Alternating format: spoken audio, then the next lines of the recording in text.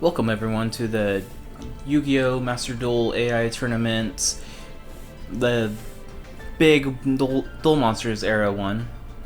It's going to have all the characters that were in the Toei Anime Tournament, Duelist Kingdom, Battle City, Virtual World, Waking the Dragon, Grand Championships, Pharoah's Memories, and Yugioh R, plus a few other additional characters in one big 196 player tournament. Our first match is going to be Mako versus Rex. I'm going to probably just divide this into like 5 or 6 videos because this is going to be a big tournament and I'm not going to run down the whole list because it's 196 characters. We don't have time for that at the moment. But just like comment on which of the people that you see in this part of it is your favorite. I'm going to try doing the first round and 2 of like the first, I don't know, like 34 duels. Alright, I'll start it off with Mako versus Rex. Where you have Mako and Rex already set up.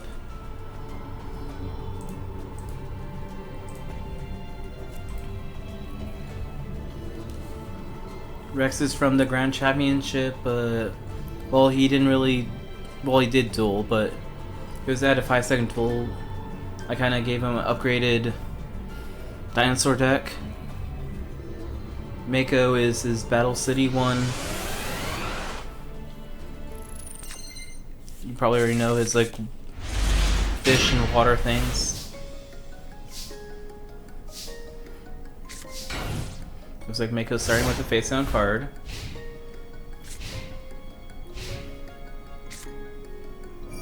Rex is drawing his Pot of Greed and summoning his Soul Wolveraptor.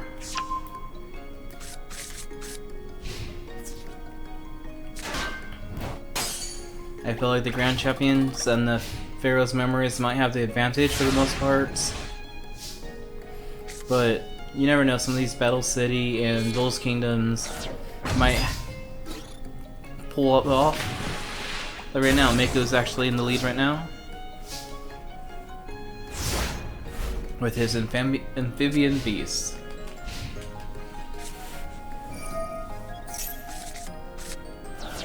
Sorry if I burp a little bit, I'm trying not to, but just had a little bit of Del Taco, which is really good at the moment actually.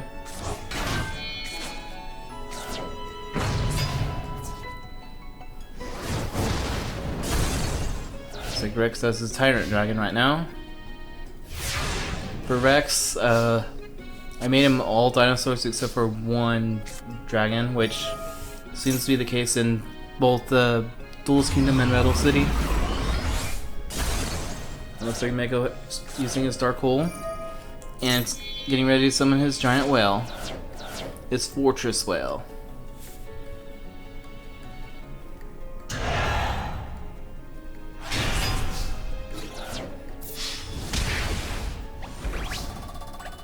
The map for this Master Duel game, I think it's called Sword Soul Mountains or something. I normally do it in the forest. I felt like changing it up a little bit.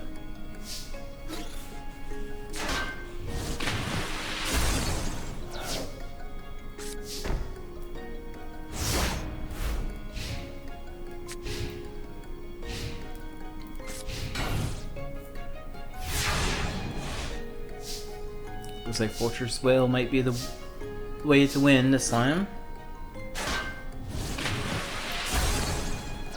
Every character has 1 Pot of Greed, 2 Mystical Space Typhoon, a Monster Reborn, Mirror Force, Raigeki, Alright, I think it said Mirror Force. I think it's 7 cards altogether. I made sure 7 or 8 cards. Make sure each deck has at least an advantage to attempt to, no matter how crappy their deck is, naturally. Another Wolveraptor. Giant Rex. Twin-headed King Rex. And Mako's using his Mirror Force.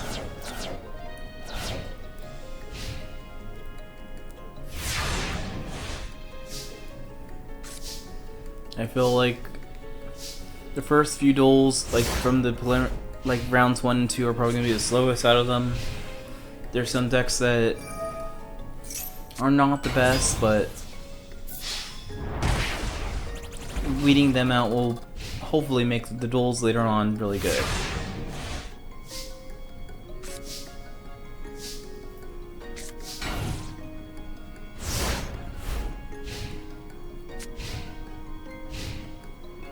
And hopefully there's not much construction noise that's going on. I know they're trying to fix some kind of fire hydrant outside, but I think they should be far enough that you shouldn't be able to hear it. But I know there's a little bit of beeping from something backing up.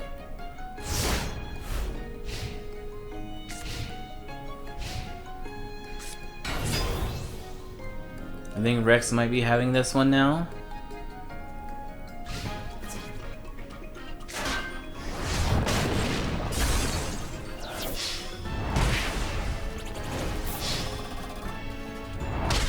There we go. Rex is the winner.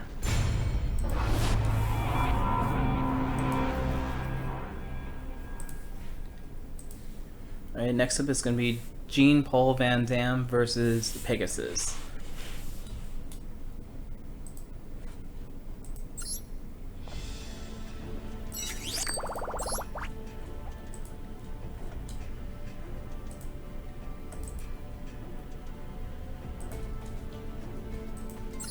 Or Jean-Claude Van Magnum.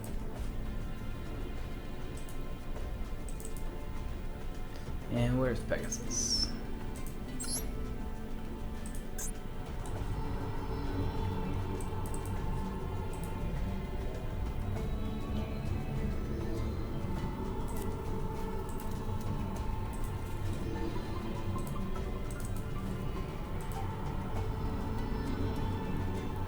Pegasus, where are you?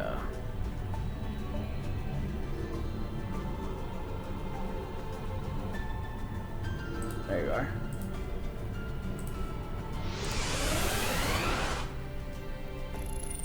Jean-Claude is basically a character who's trying to marry Mai. If she lost, she would have to marry him. And he played like a ninja deck. So I gave him ninja cards.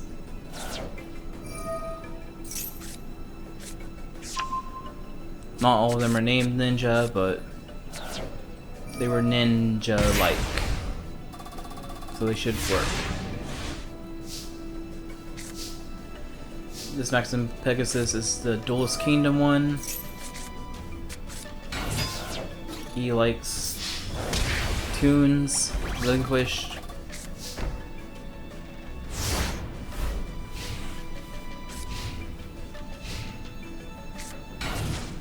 And yes, I do have more than one Pegasus. I have a Pyramid of Light Pegasus. And I think there was one other Pegasus, but maybe not. I'm not thinking of any.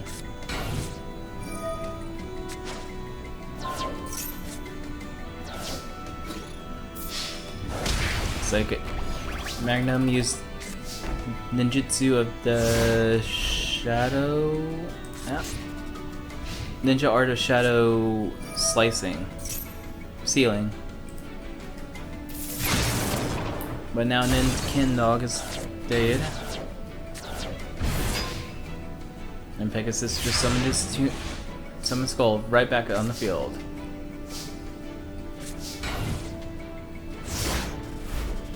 Jean-Claude places face down.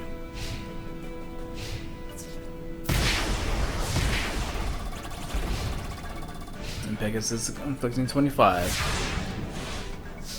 Looks like Pegasus is trying to catch back up. Lay Ninja Yai, sacrifice that, put that back on the hand, and another card face down.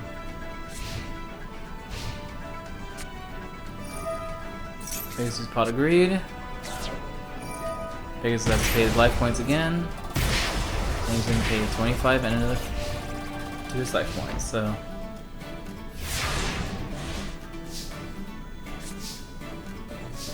Is Yai gonna do the same thing again?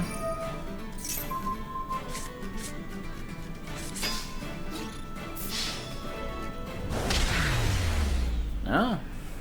Jean-Claude found a way to get through.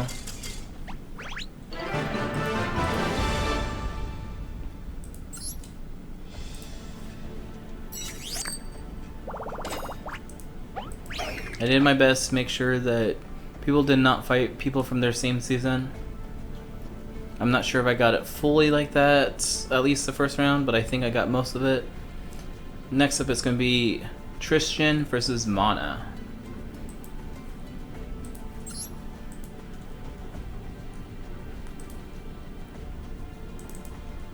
Virtual World Tristan.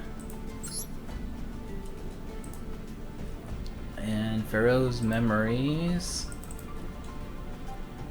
Mana.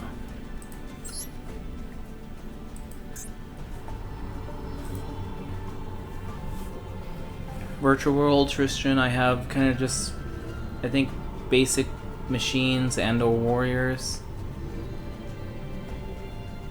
I think he has the Robo Yar lady, and their fusions.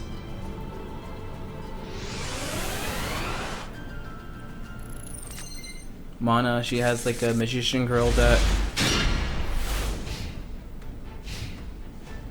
Looks like Mana's starting the duel with the Pot of Greed. Dark Valkyrie's on the field and 2 cards face down, and she's ending her turn. Tristan's turn. Tristan's discarding a Thunder Dragon so he can get 2 more Thunder Dragons to his hands. The Thunder Dragons kind of reference in the Capsule Monster game, like the show. I think he had a Thunder Dragon. I think that's the reason why I gave him that.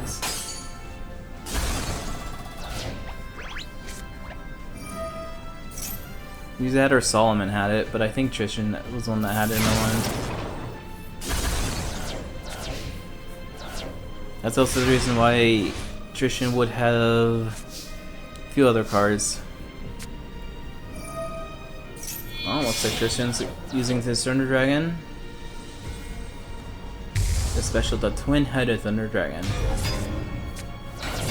So summoning Yugioh Wolf. Yeah, it's more machine than anything, I guess.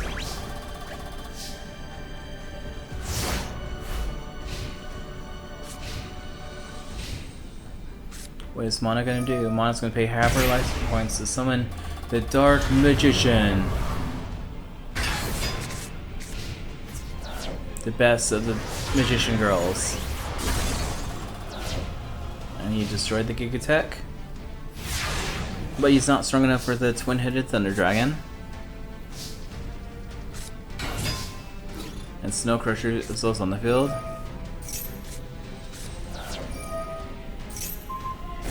I don't know what either of those does, but it sounds like Dark Magician won.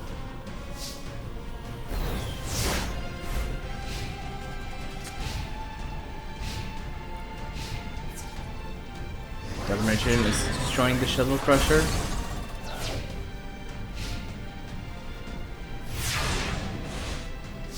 I said I originally had a virtual in the Capsule Coliseum tournament in my mind. But I have Alexander, Yami Alexander, various Yugis, Tristan, Joey. But their decks look kind of like the Virtual World deck or worse, so I said, yeah, we'll just combine them, make them one big deck, and call it game.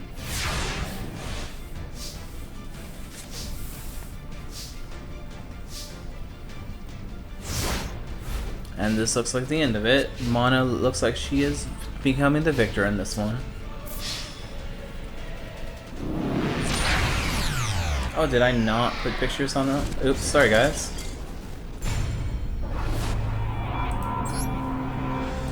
Did not even notice.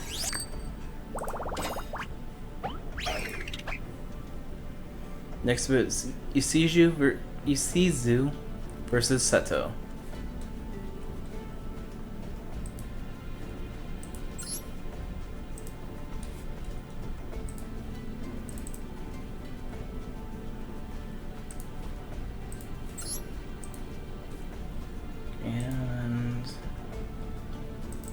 Seto.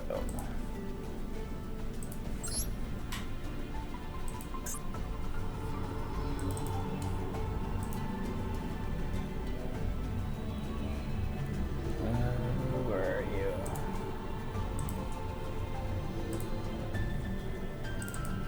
That's ice. It's not Susan.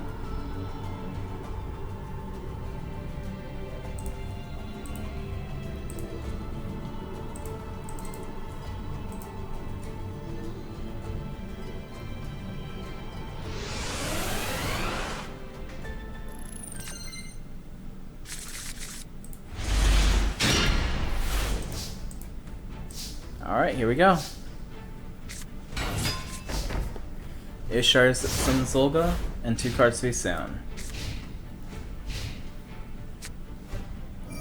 Seto is going to start with the Graceful Charity, and set 3 cards face down.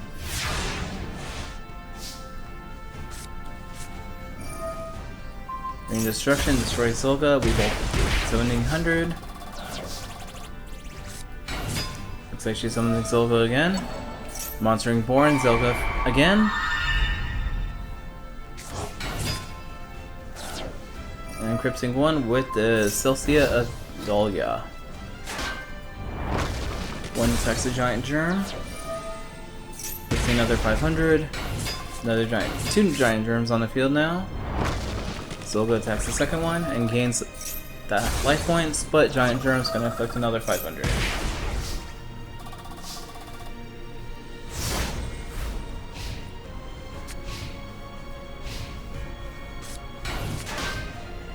Seto's gone defensive right now.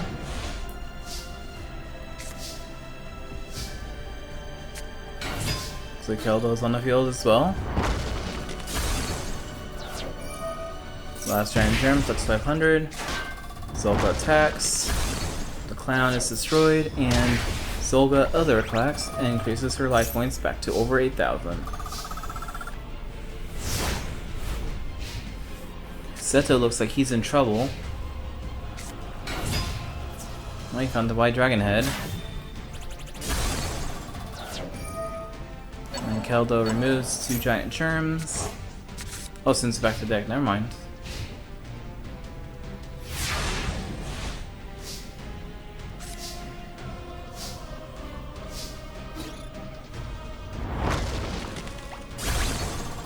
So go to 1 attack, so go 2 attacks. No, Seto's only at 500 lifetimes. Ishtar is at 10,100. There's a Force Raiders coming in, pitch at things. He's going to go down. He's going to go down fighting, it looks like.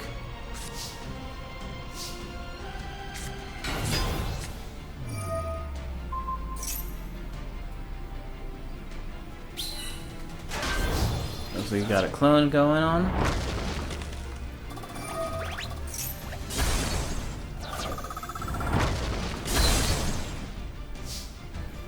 Will Seto be able to turn it around and with 200 life points? Another card face down. I'm guessing he has 3 blue eyes in his hands or something that prevents him from doing anything. Spirit Dragon was destroyed. And Zolga finishes this off.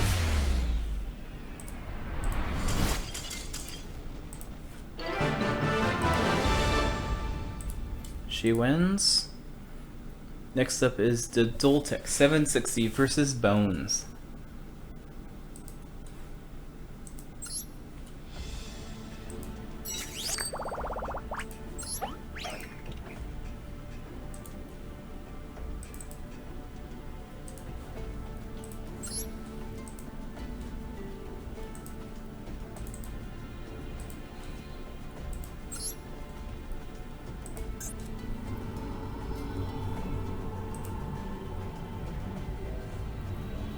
I'm gonna vote for Doll Nurse becoming the top ones, but we'll see. That's my guess.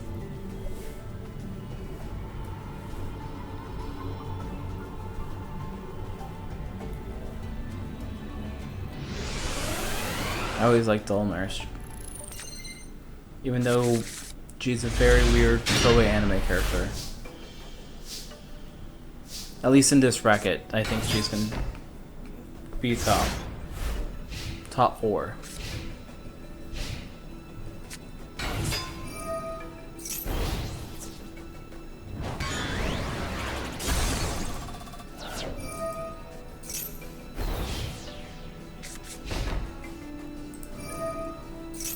Oh, almost forgot to put people's faces on there, yeah?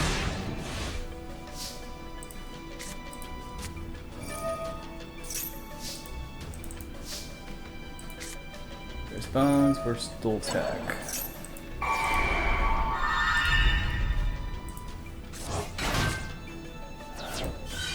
There you go.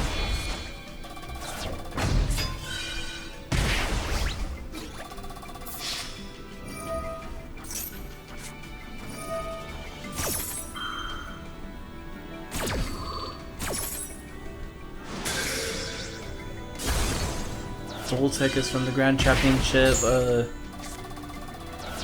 and like a filler arc character kind of it went rogue and started trying to capture people and locking them up in a room.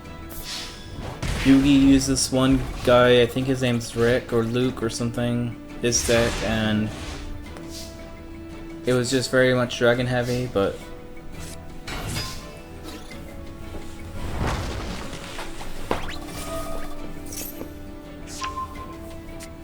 that's who Duel Tech is. Bones is from, this one's from Battle City. I gave him at least one Pump Princess. I don't know if I gave him 2, but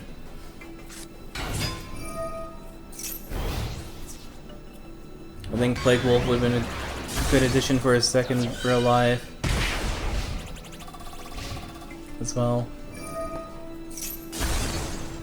Kind of generic, cool card.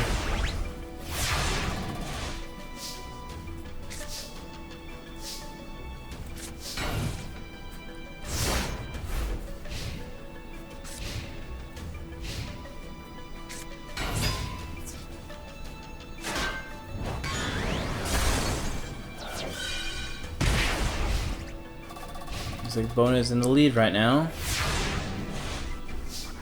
But Duel Tech has ways to win.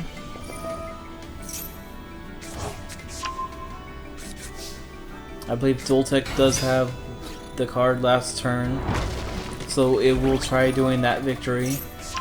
The cheating one too, with the special slowing Joanne the Spiritualism, or Joanne or whatever. Spiritualist.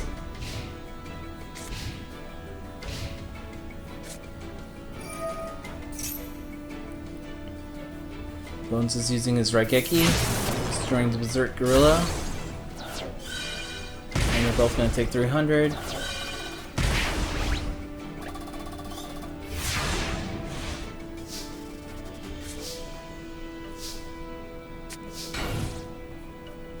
Looks like Duel Tech's playing on the defensive side right now.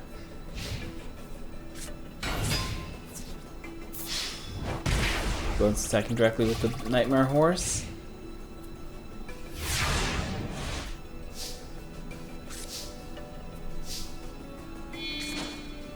There's a Serpent Sacrifice for the Air Knight.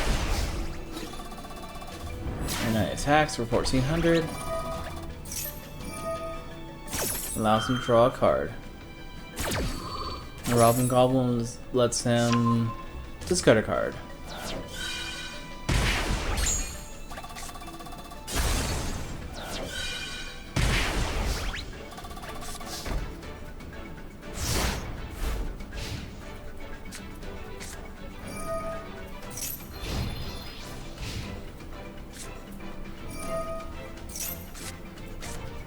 Yeah, Duel Tech can also summon the 5-headed dragon, but he needs DNA surgery to do that.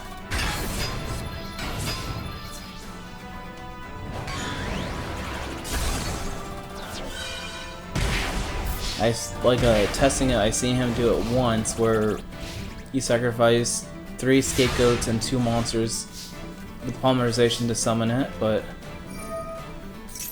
I'm not sure how well he will attempt to do that anymore, It's like a one-time thing. Like summoning a god or something weird like that.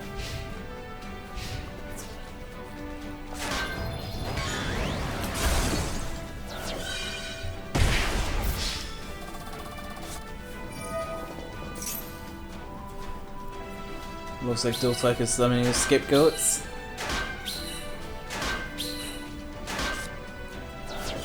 And they're gonna attack the yellow one. Because they always go after the yellow one. Poor yellow one. Leave yellow scapegoat alone.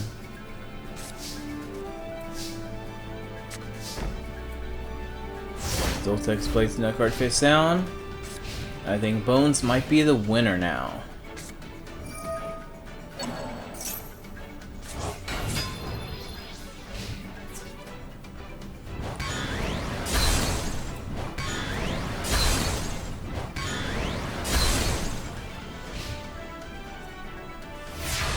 Looks like you got one more thing. You gotta win.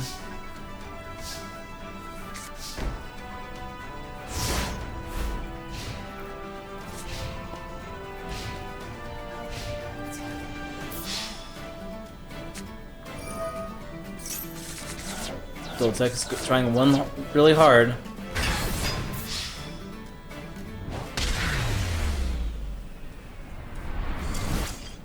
But Bones is the winner.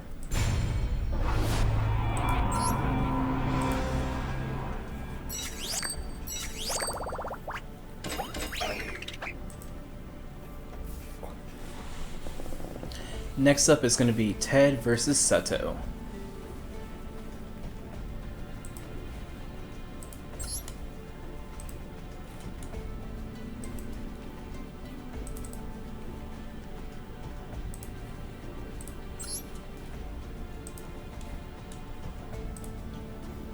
This is going to be the first new character, I believe. Yep, Pyramid of Light Seto.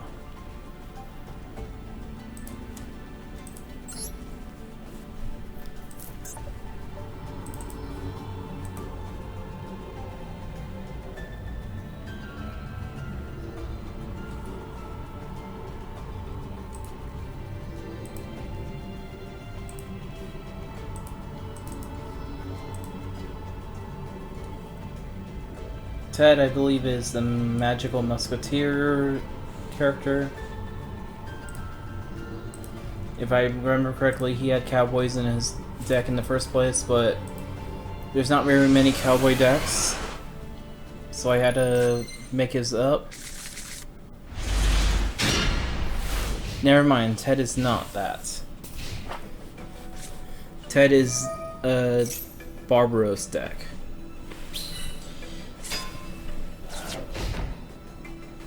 As I said, I was starting with that Fiend token and 2 cards face down.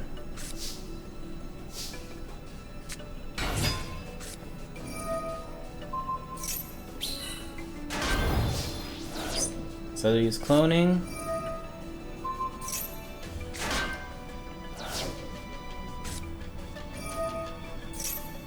Oh, I think Seto was trying to be the defensive so he can summon a Blue Eyes or something from his hand. But I think Ted saw through that, so... Seto's playing a face down and ending his turn. Passive chain of the battle locks, both take 1700. Take some Gristle. 2 cards, summoning the Better Beast Anadel. And a card face down.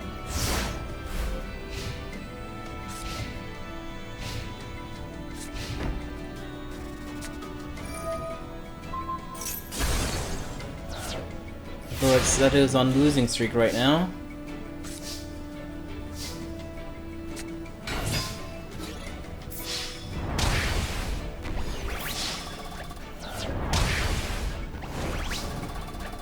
Yes, Seto can only has 500 life points left. Will he be able to summon his Blue Eyes Shining Dragon? Probably not, but we'll see.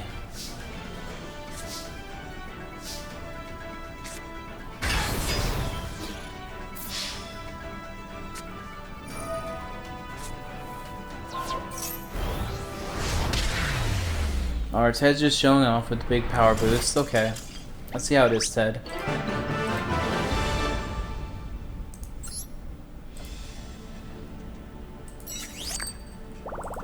Ted is the next round. Next up, it's gonna be Gecko versus Warrior Yugi.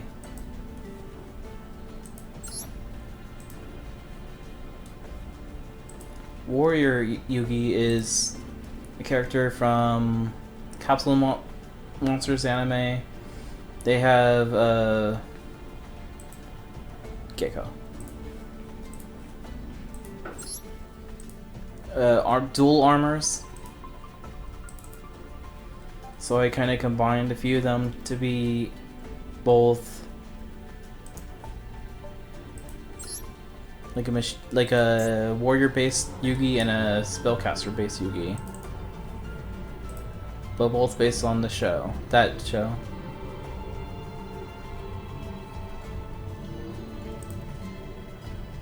There's Gecko.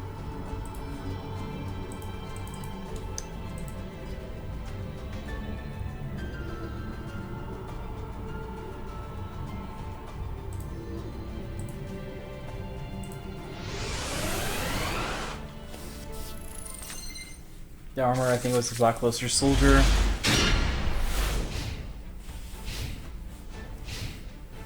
Gecko's from the Rebirth manga. His deck was full of different elves and stuff, so I gave him an elf deck.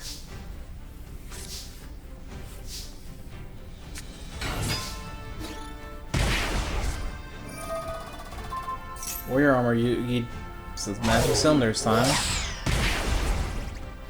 Gecko just lost 3,000 in that one attack.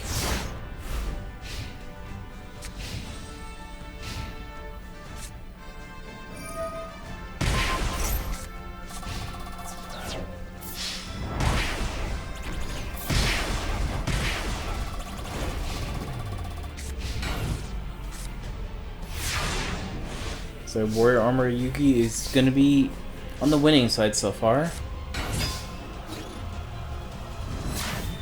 Ancient Elf destroys the Celtic Guardian. Dark Elf's gonna pay another 1,000. Now the Dark Elf cannot attack anymore.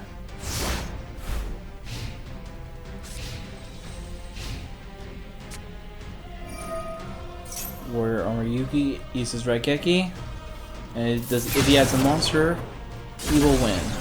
Depending on what monster. He does not have a monster. Gecko can pull this out of his butt then. Gecko's going to play right with his Pot of Greed. Summon Gemini Elf. Attack. Oh, Yugi did have a monster, a Kuribo. Protecting him for one turn.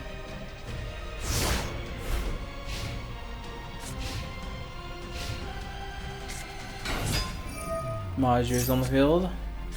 Gives him the Blackluster Ritual. Looks like he doesn't have means to summon Blackluster, or otherwise he would have summoned it. Ancient Elves on the field, destroys the Majin. Gemini Elf is going to attack for 1900. Warrior Yugi is almost halfway to his life points. Gecko's putting up the best of his fight. Maju's giving him the Blackluster Soldier. Now he has both pieces. Does he? Nope, he doesn't have enough monsters.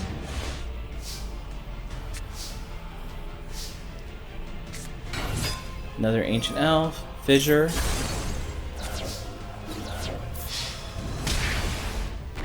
1450, 1450. And looks like Gecko has pulled through.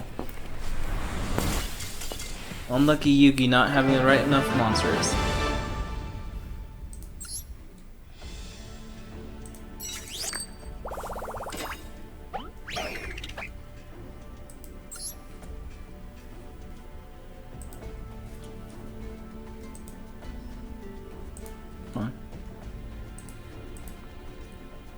Next up is Darts versus the Great Shadow Magnus.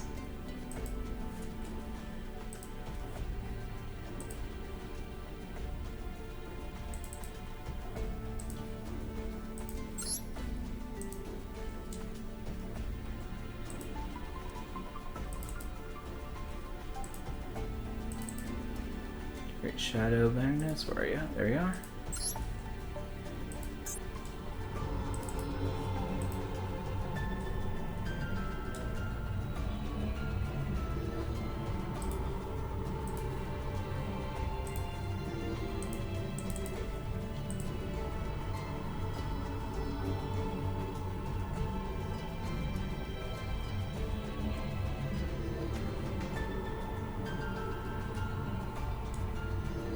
There you go, Magnus.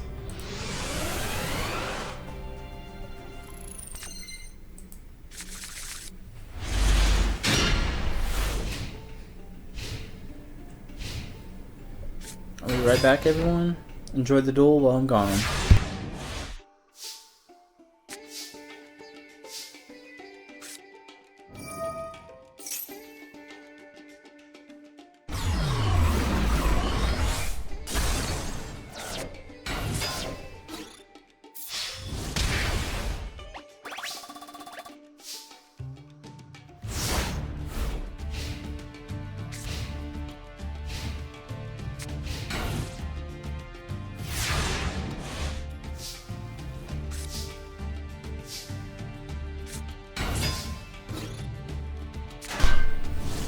I'm back.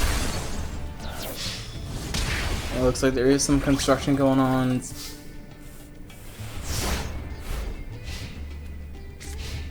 Doesn't seem to be too loud, so like I can hear it in my ear, but don't think it's going through on you guys' audio. Hopefully not. Looks like Darts is having Time Eater and High Tide Grojin. And he's already almost defeated Magnus.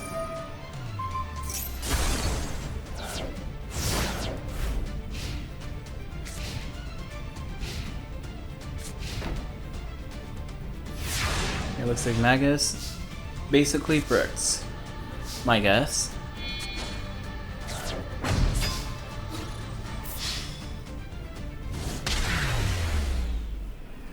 Alright, that was an easy win for Darts.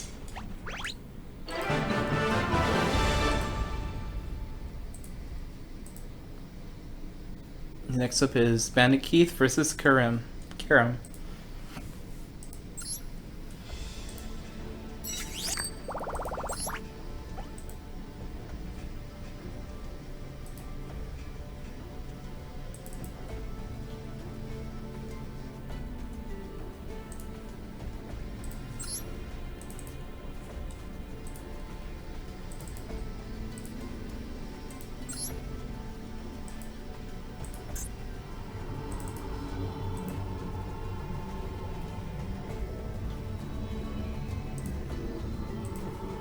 Keith.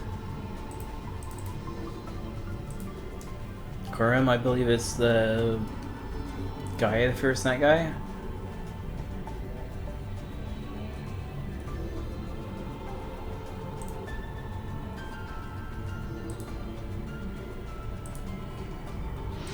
There you go.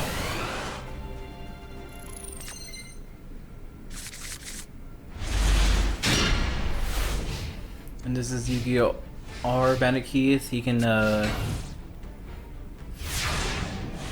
he's like the Fiend Engine Omega card is his best card.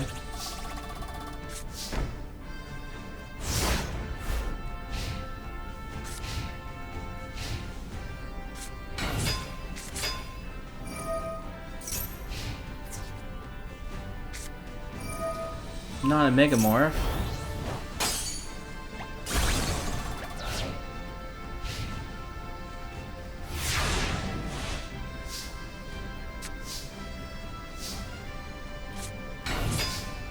Second Cannon Soldier, attack. First Cannon Soldier, attack.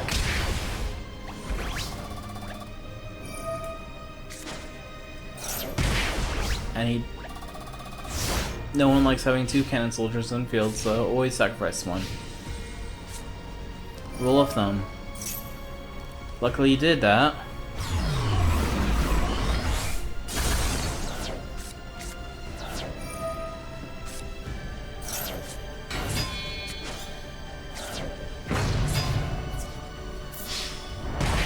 So Callum summon Lord Guy the Fierce Knight.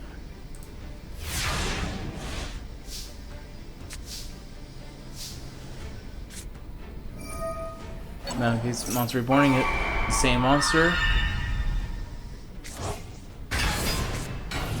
And 2 cards face down.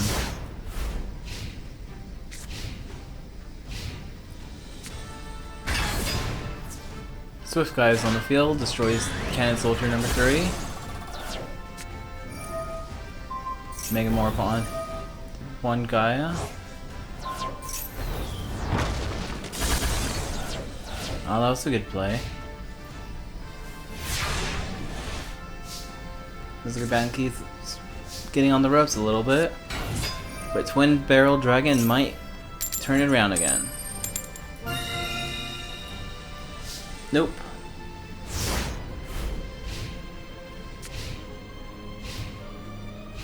Eventually I want to make a luck themed tournament where all the characters that use luck. Joey, this Bandit Keith, the Gambler in GX, a few of the man-made characters like Ryuchi from this year, like Yugioh R tournament that I made. I'm sure there's a few others that's going on that I'm just drawing a blank on. Man, Keith might be losing this one as well. Nope. Looks like he found Sorageki. That saves him a little bit. Ngiki took Wolf to attack. But most of Callum's monsters are stronger than that, so if he summons a monster, it's not gonna last long. Yep.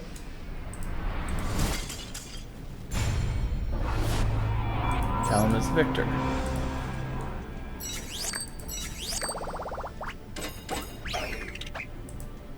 Did I really name Karam?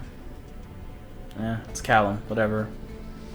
Next up it's going to be Dupree versus Raphael.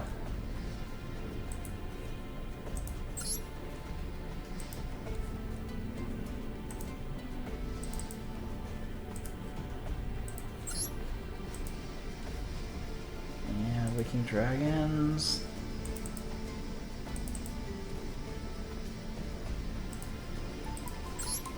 I do not see Raphael winning this at all.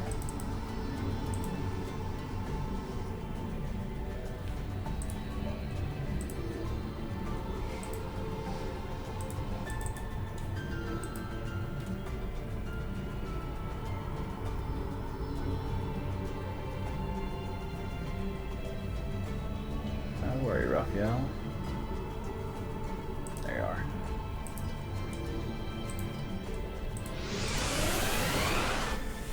Dupree's got, what cards does he play?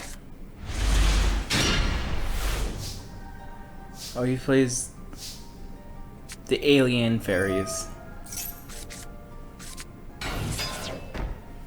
Banisher of the Radiance on the field.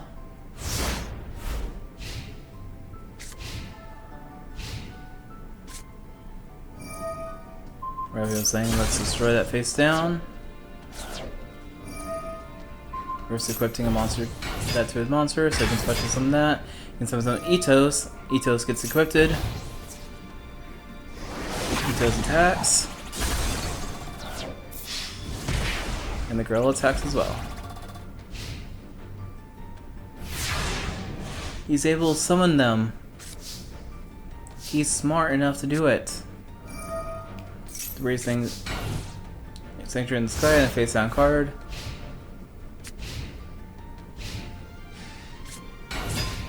Maha Vilo's on the field. DD Scout playing defended one thing, but Maha Vilo said no.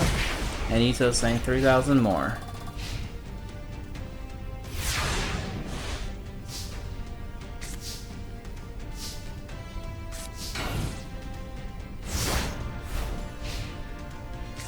I think Raphael might have won this one.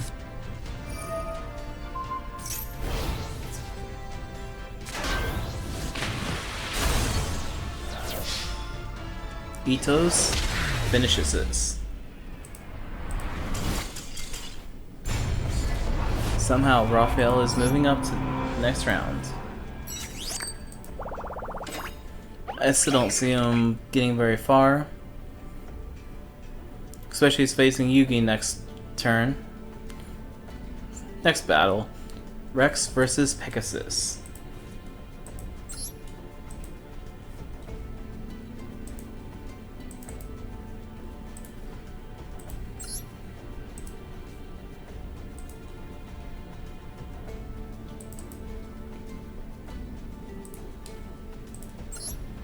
This Pegasus is from the Pyramid of Light movie.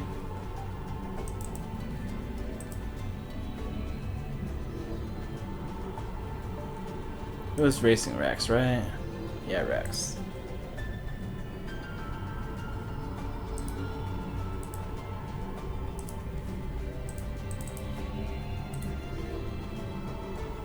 If you notice, I'm just using the same portrait, like picture art for the most part.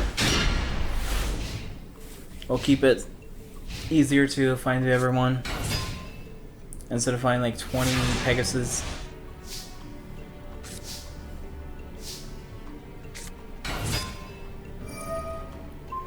So Crawling Dragon is getting raised body heat and ending his turn.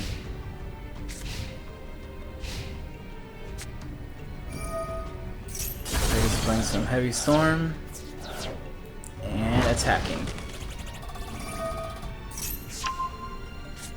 And making this card is Mega Zowler.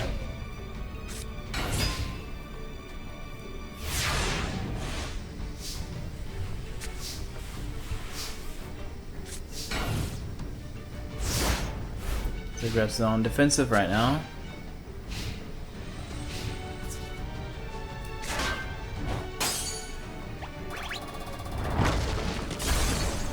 Both are like the same right now, but Maximilian can use his Table Tune, like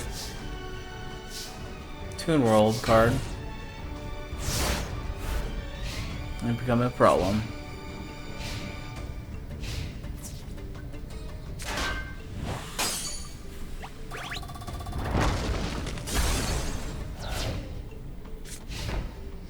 Looks like Rex just has to play defensive right now.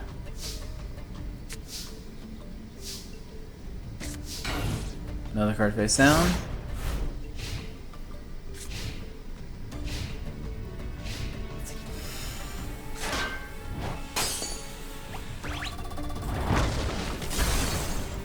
If Rex can keep this up, he can win over by battle damage. Very tiny amounts of battle damage. Now it looks like he finally bricked.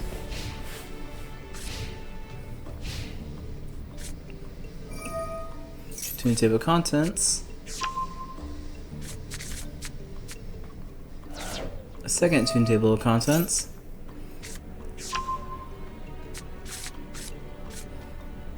The third Table of Table of Contents. And finally, Toon World. Pays down life points, and now he can attack life points directly, even though he was basically already attacking life points directly. Rex lost his Wasteland. And Toon Mass Culture lets him draw a card. Now he's summoning those two for the Magna Ran and two Mermaids. Richard Burial, the Cannon Soldier. So Rex is going to lose too if he cannot play it right now. Yeah. I'm calling this as Pegasus winning already.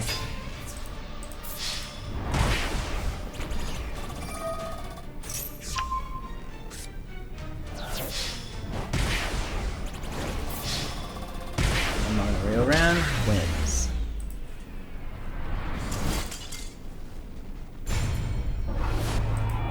Next up is going to be Bones versus Imori.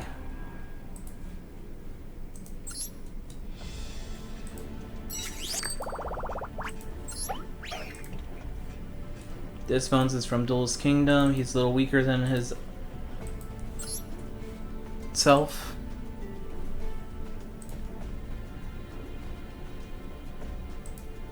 Where is it?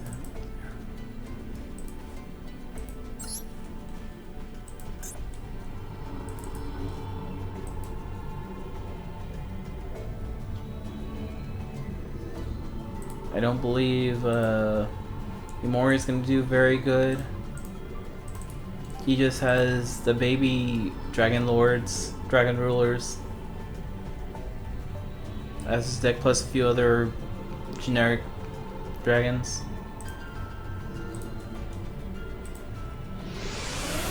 He can win if played right, but I feel like I'm gonna give it 2 bones in my mind.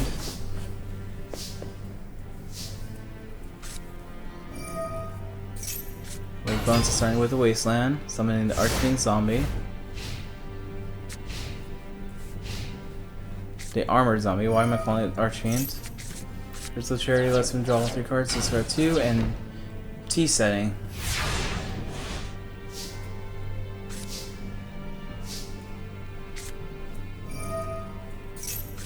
Crystal Charity, draw 2 cards, discard 2, Premature Burial, summon his Palm King, King Rose, and the Snake Hair. Looks like Imori had the right Dragon Ruler on the field.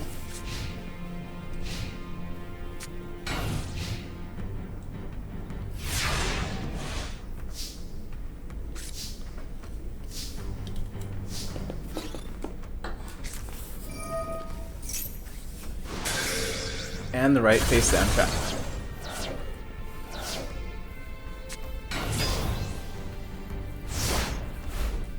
Like Bones got his Snake Hair back on the field.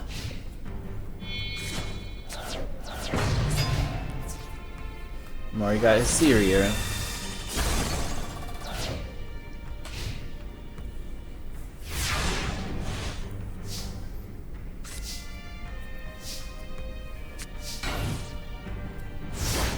Mori's playing defensive now. I mean, Bones playing defensive now.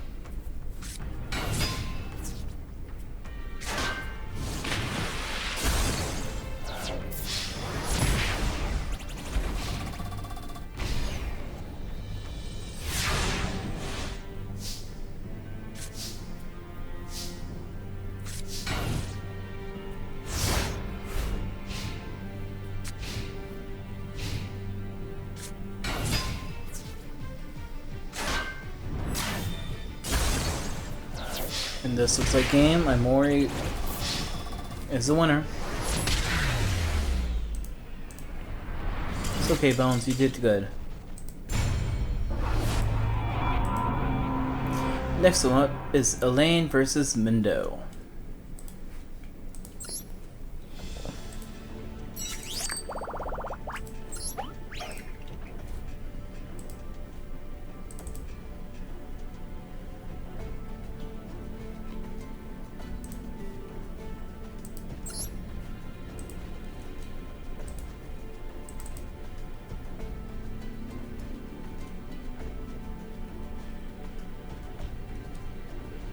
Mindo is R.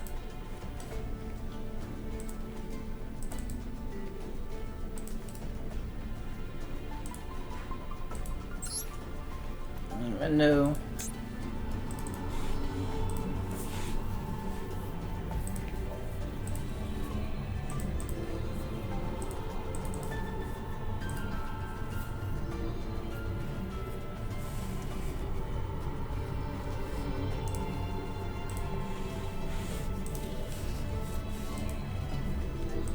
Maybe Mindo was the Western guy. Elaine, she's a Season 0 character. I gave her tigers as a theme to reference the tiger that almost ate Taya in her episode. She also comes back with Ryuichi becoming like a fighter, I guess. I don't remember. I think she was controlling Ryuichi in a golden armor. with remote control, kind of like a video game. Kind of weird, but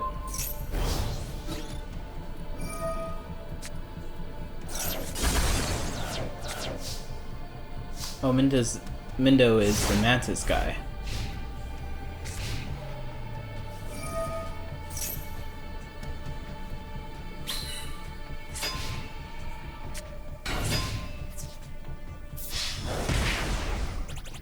That's a lot of damage. 5,000 one turn.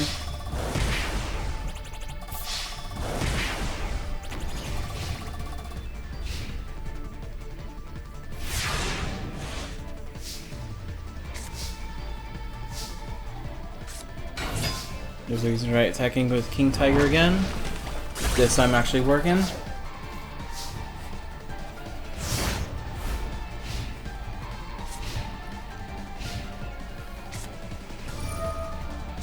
Mindo's back to square one.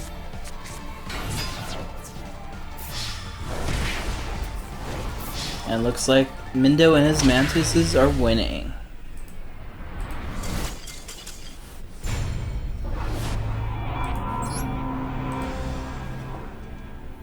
That was a quick duel.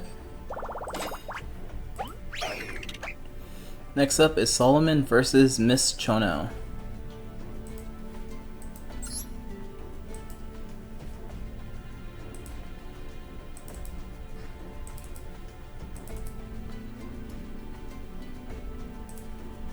There's Solomon. Miss Chono was a teacher on season 0. She was very vain. She looked in a puzzle that became a reflection of her face and turned her into a puzzle pieces.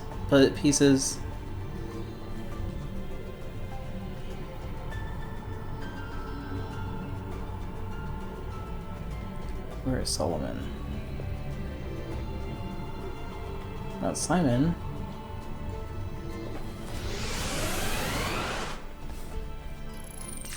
There you are.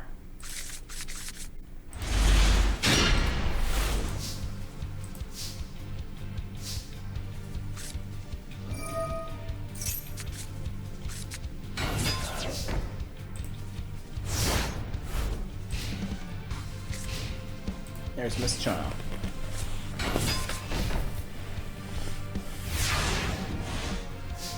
Miss Chono has mirror cards. I was thinking about doing the mirror cards for the GX girl. I forgot, Serena, I think her name is. But I figured a better theme for her.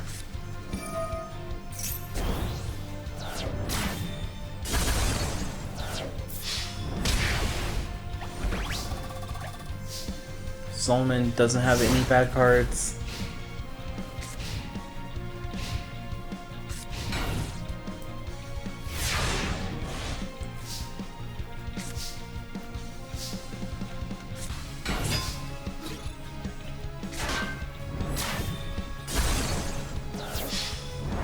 Now it's graveyard attacks.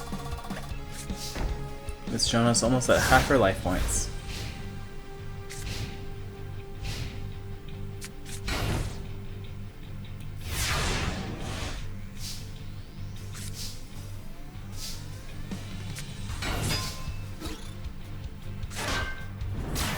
Guys are just trying to resonate mirror. Now with graveyard attacks. Goddess with a third eye attacks.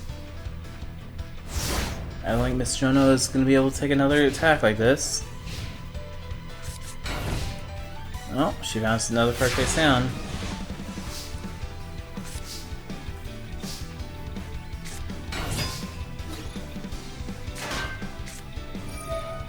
Oh, mirror wall.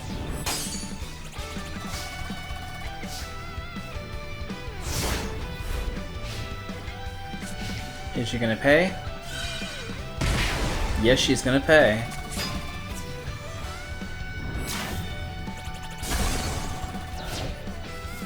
That will keep her protected for one turn.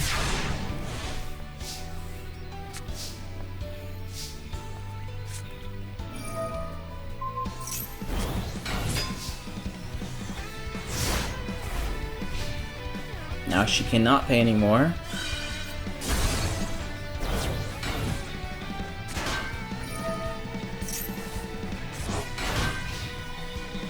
So she's building up her defenses.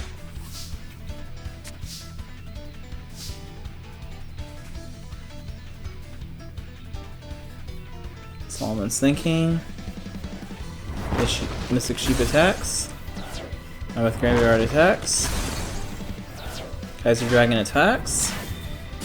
It looks like Goddess of Third Eye is gonna finish this. Solomon is moving up a rank.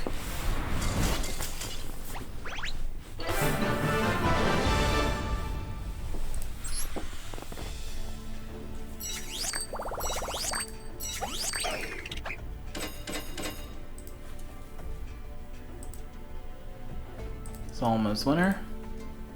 Next up is Weevil versus Isis.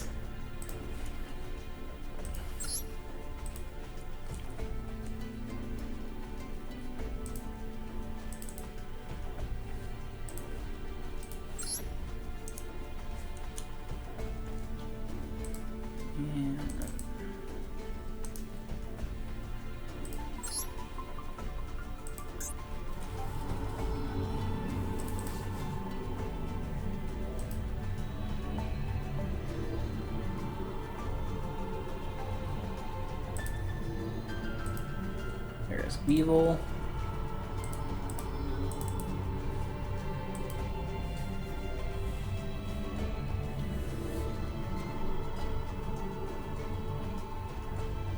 And there is our Miss Isis.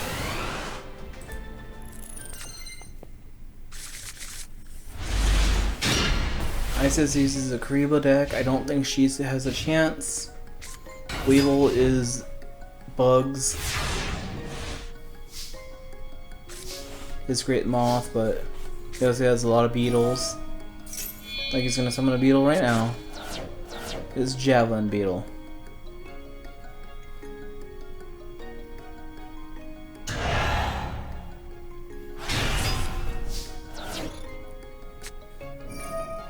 Isis using Karibo to survive Kiribon. Or no damage for Kiribon, never mind.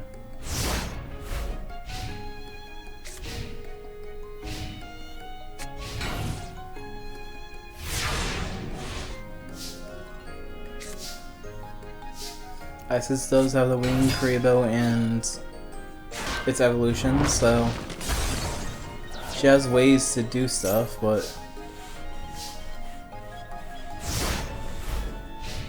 she does not have a Curry Babylon.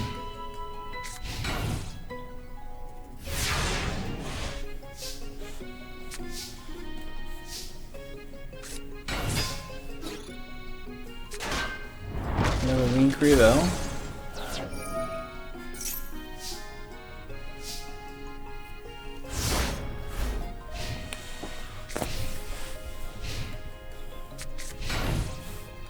If only she could was able to summon the Winged Karibo level 9 or 10, whatever. I think 10 is a good one. It's a Karibo. Special summons Kirby. Kirby gets Flute of Summoning Karibo.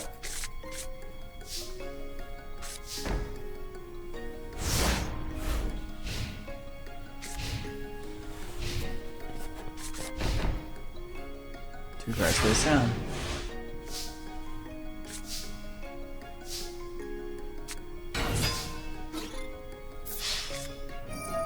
Looks like Isis found her Mirror Force, destroying the 4 bugs. Now can she find some monsters to actually attack?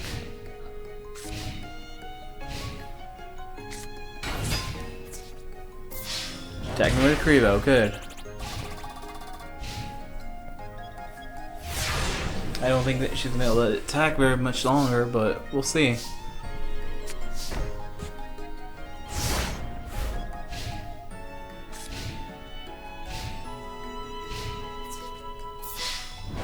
Karibo attacks again. This is gonna be a really slow duel, because Weevil is also a stall deck. Isis is not a solid deck, but a weak deck.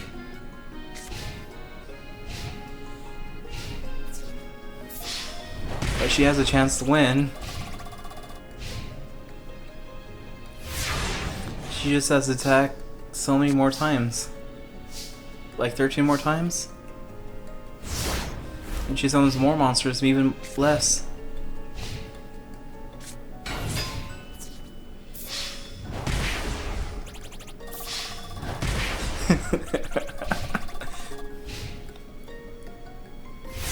Slowly she's winning.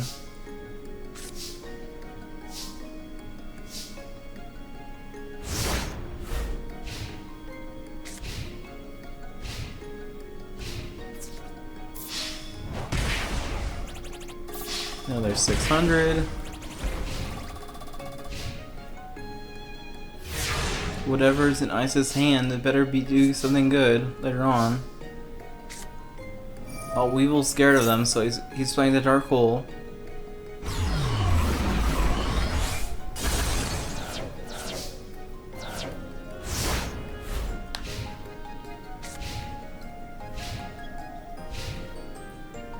Oh, looks like she has ran out of monsters.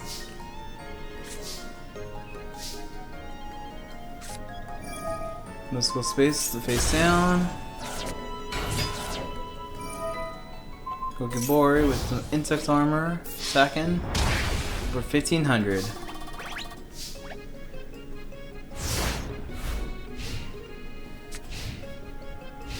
Isis is still technically winning.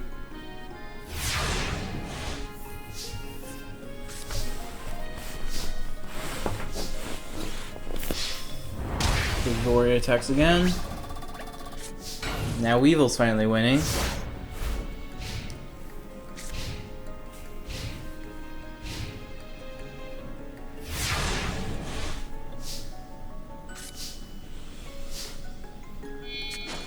The Cocoon's getting sacrificed for their Hercules beetle. And that's going to be 30,000 attack, it looks like. Isis cannot stand another attack like this.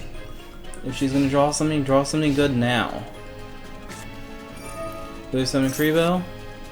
Adds a Kribo to her hand. That will keep her protected for one more turn. Another Flute. Summon the Wing Kribo.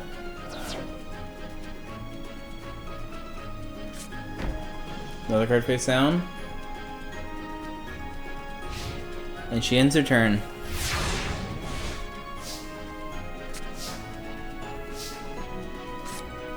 Weevil's gonna start with Pot of Greed. Draw 2 cards. Put some laser cannon armor on the Kokibori again. Attacks. Transcend a wing. And summon Wing Kribo level 10. Level 10's effect activates. I'm taking 2700.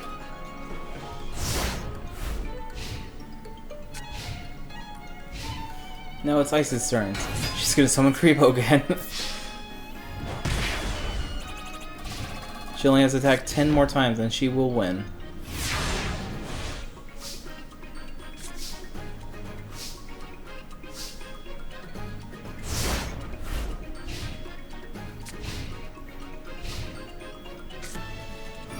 Mystical Space Typhoon, a face down card. Weevil saying it's time to activate Waboku. Waboku.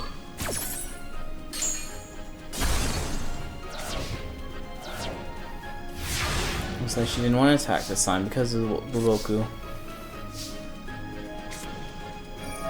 Space Forest. Summons a Petite Moth. Attack. Kribo's using Multiply.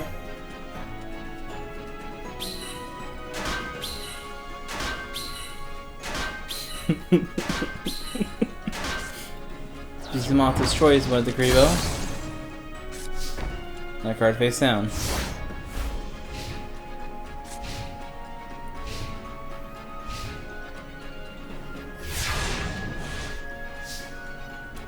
So Ice is on defensive now.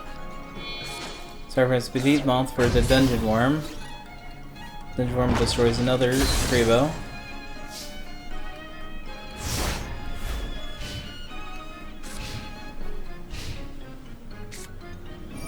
Coastal Charity.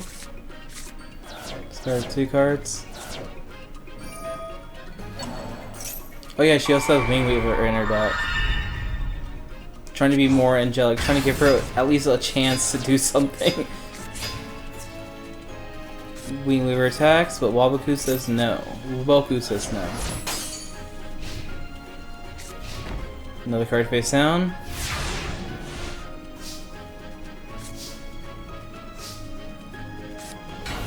Matter Bug is on the field, attacking a Karibo.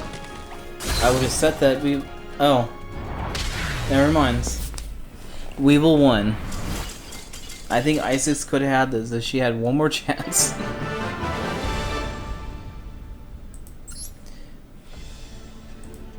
That was unexpectedly enjoyable. Next up, it's going to be Richie versus Mako.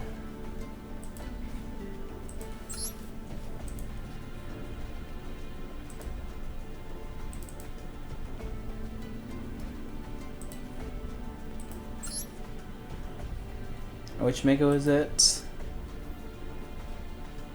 Duelist Kingdom Mako.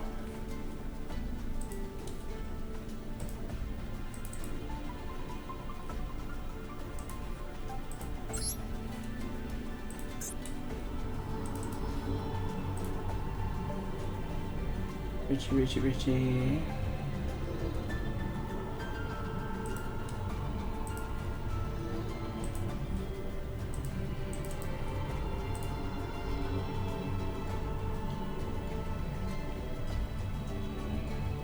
I want to say that Richie is also the guy that has the Magical Musketeers, but I've been wrong twice so far, so I'm probably wrong about this one too. I'm actually right for once. Yes, I can see his hand a little better than everyone else's. Everyone else. I have the cover on the OBS, but main screen doesn't have it on there. I'm trying to keep watching the OBS, so I'm not surprised as well, but sometimes I kind of do glance a little bit.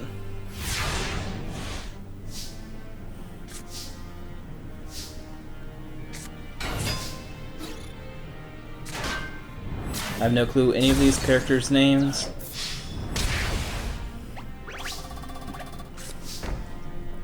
And since I don't think I'm going to see them for a little while, unless we have some kind of themed tournament, I need some. I probably won't see them for a while.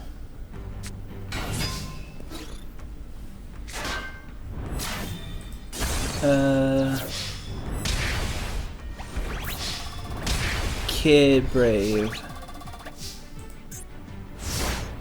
Wild. Kid Brave and Wild.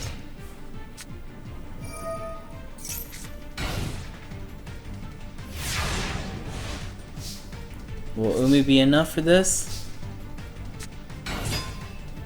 Looks like you summon a second Wild. Kid Brave attacks. Dark the Bulk Ruler. Spinning 1600, make it 0 attack points. And Wild is finishing this off.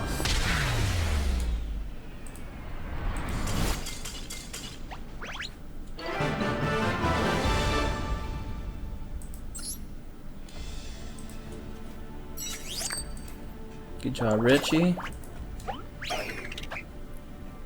Next up is Yugi versus Panic.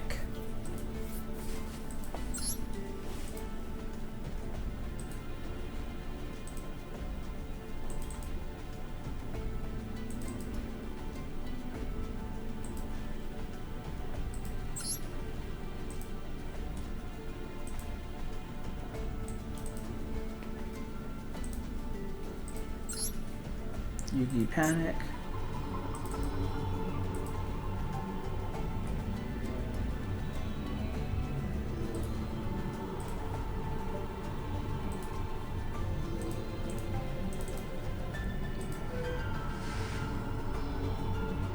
And so I have both Yukis on.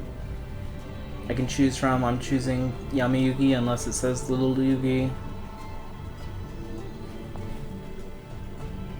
And there's that.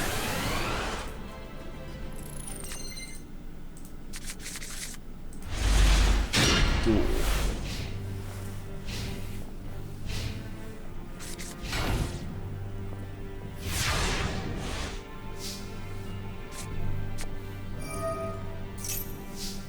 And plays that trap card, the labyrinth thing that turns it attack to defense, defense to attack.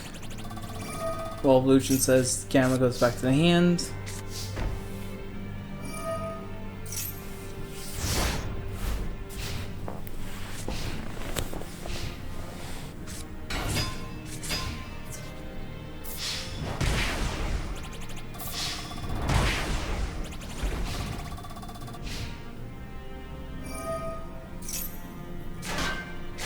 Panic is more of a defensive deck, but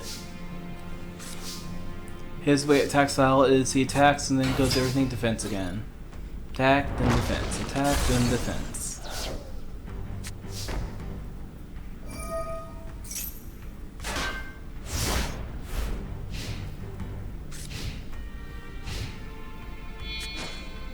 Voltage advice for Dark Chimera. Mystical Space destroys it.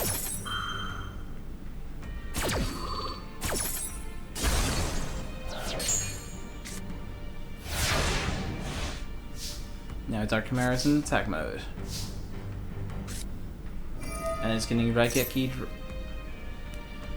because Yugi does not like monsters with multiples of 10.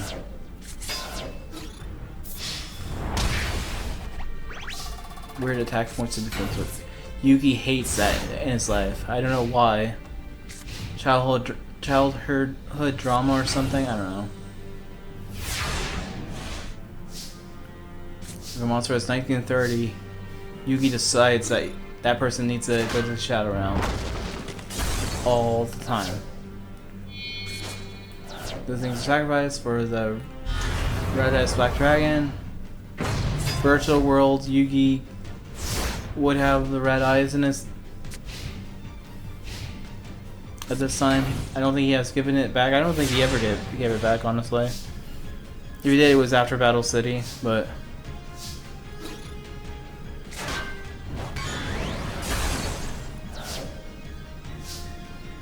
red ass attacks. Panic now is panicking. It's playing some defenses up. Don't think it's going to be strong enough for the red eyes, but we'll see. Red eyes attack. Rotation is graveyard. You can place another card face down. We'll panic too. Panic's playing defensively again.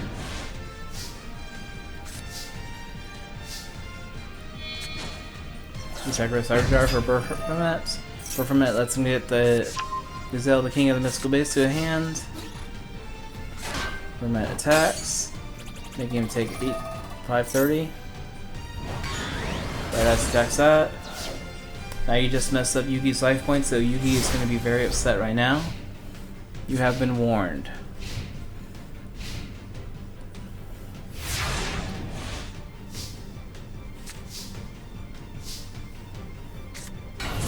Giving some Reluctant Guardian and Griselle. Griselle attacks. Rock Spirit attacks. And Red Eyes will finish this.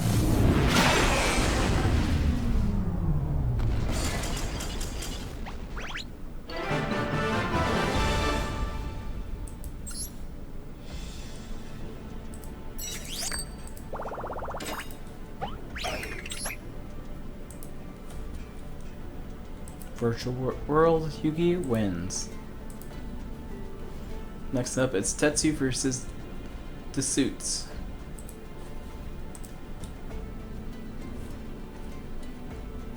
Is it Tetsu? Yeah, Tetsu. Not Tretch.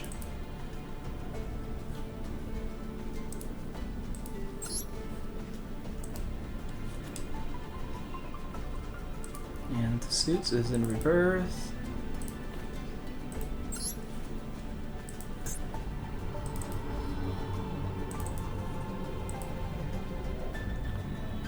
The suits.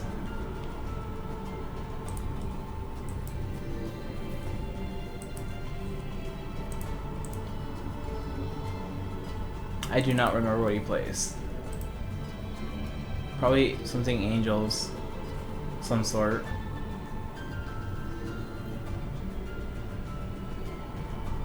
And Tetsu the Hedgehog.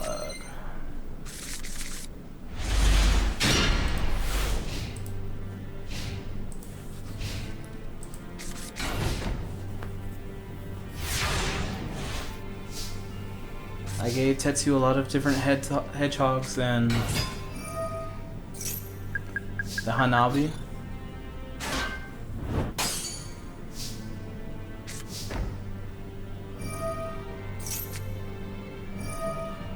Let's roll a dice, let's see what it's gonna be.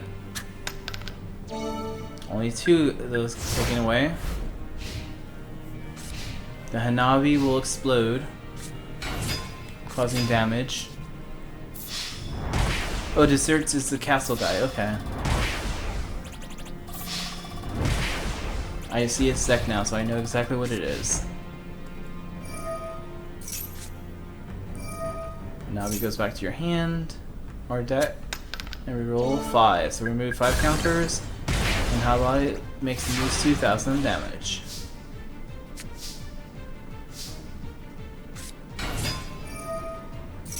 Honestly, I think I should just take this Hanabi out because Tetsu is always losing because of this card.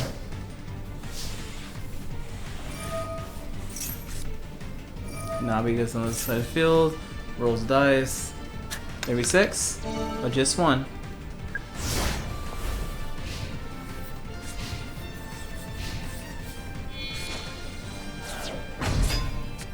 Head filters on the field. Tetsu is lost already.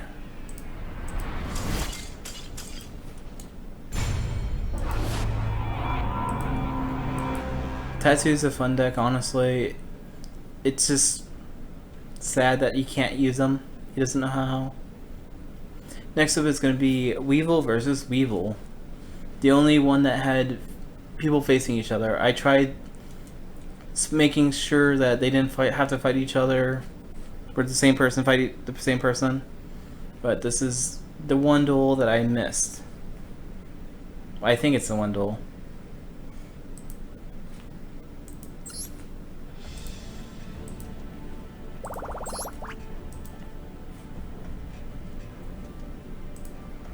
Battle City Weevil.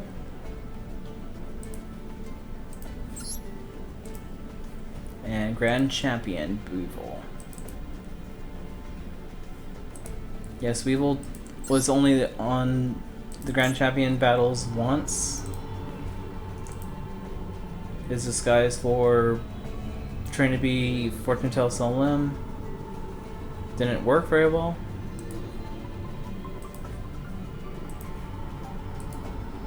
When I was going to make the tournament, I was going to just have a Fortune Solemn that had both Rex and Weevils that cards together into one hybrid deck, and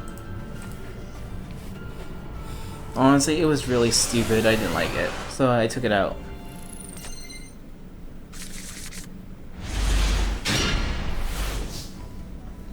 Alright, Weevil starts out with 2 cards face down.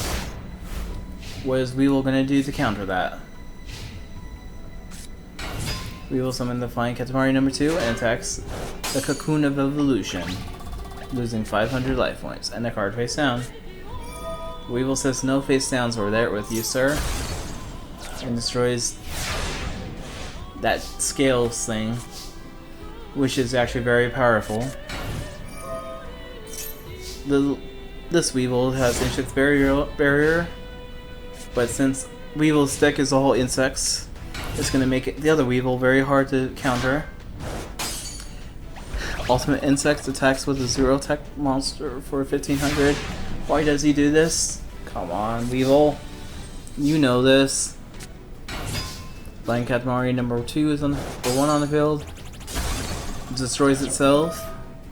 The social summon another one. And he's gonna do it again. I'm guessing he's trying to deck thin a little bit. Weevil says Waboku that.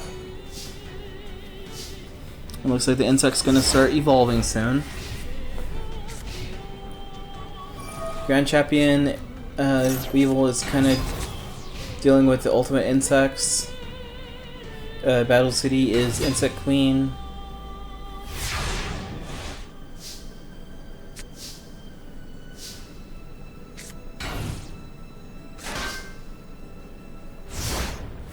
I think they both get special summon now.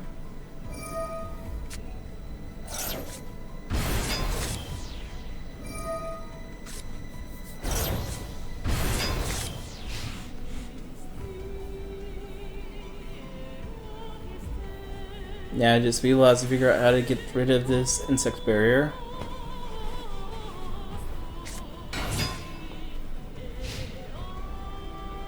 Once he can figure that out, he will win, most likely.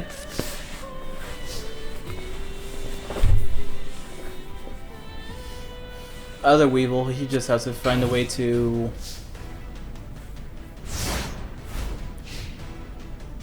win.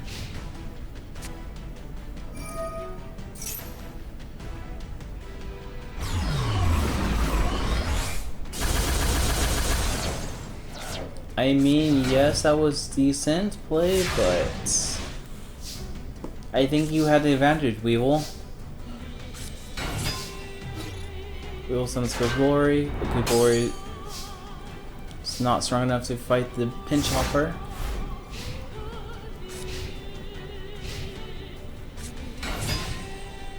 Killer Neater summoned.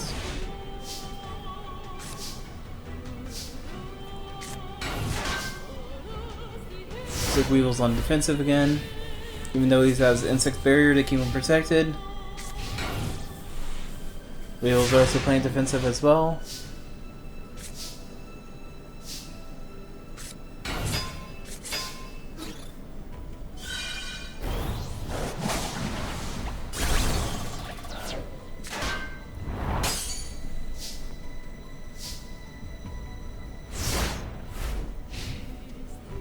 Looks like Battle City Weevil has the advantage right now.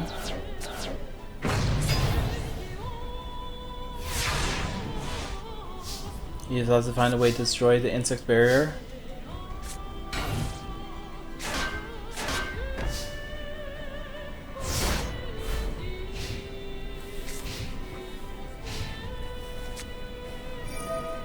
Graceful Charity. Ava gives him another 1,001 points. Ultimate Insect move to give the Ultimate Insect back to his deck.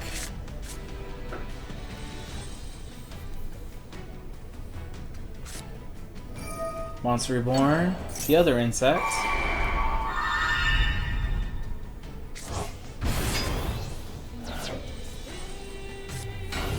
Card face down, and he ends his turn. Weevil's turn. Weevil draws. That's Graceful Charity. Discard 2.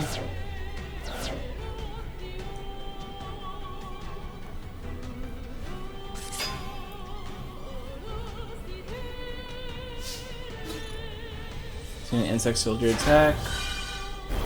Katamari is destroyed. Someone's Ultimate Insect again.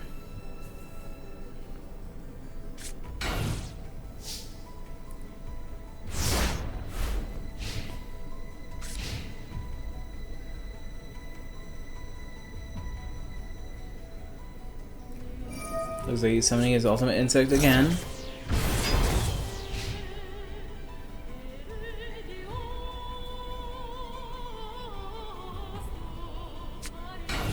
And a card face down. And ending his turn. I do not know if either of them have the Swarm Locust.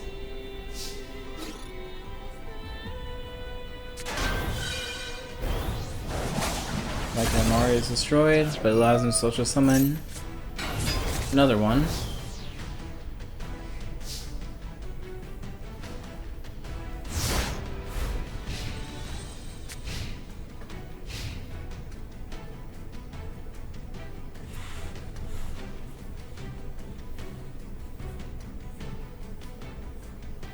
Come on, do something. Another card face down. Defenses.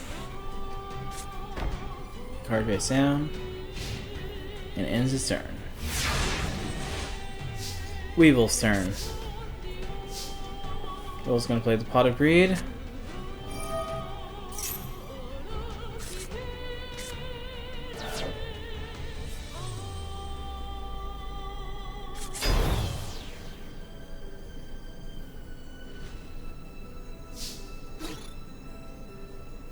So they're after the ultimate insect. It looks like Insect Queen's getting a little stronger even more.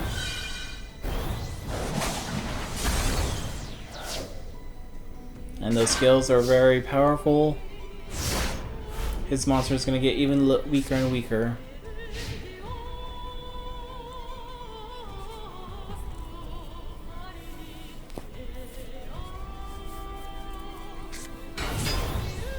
Another ultimate insect. Mystical space. On the insect barrier.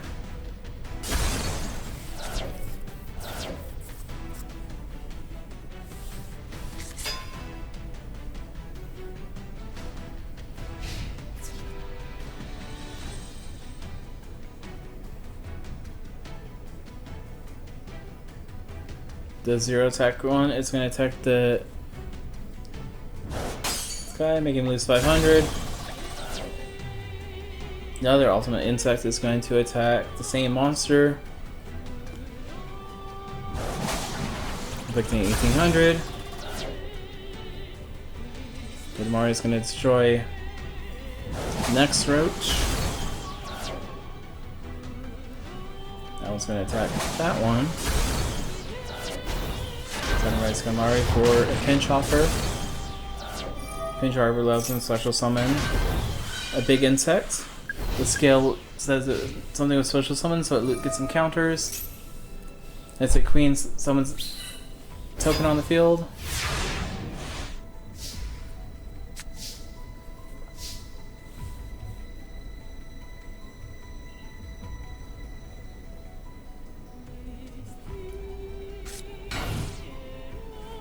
Looks like Wheel's playing defensive now.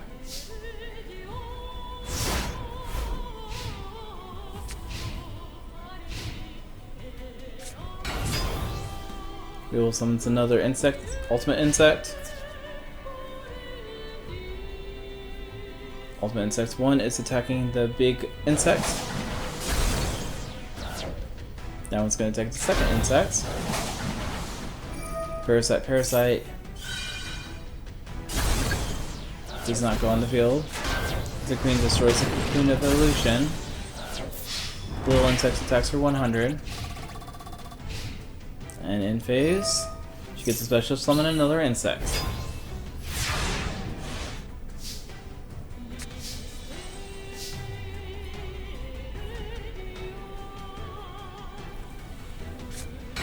I think the Grand Champion Weevil is now gonna start winning now. Ultimate insect destroys one. Little bug attacks one. Little 2 bug attacks one. Ultimate insect attacks.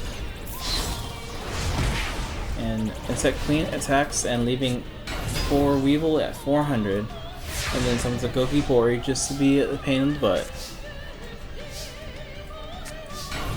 Weevil setting some defenses.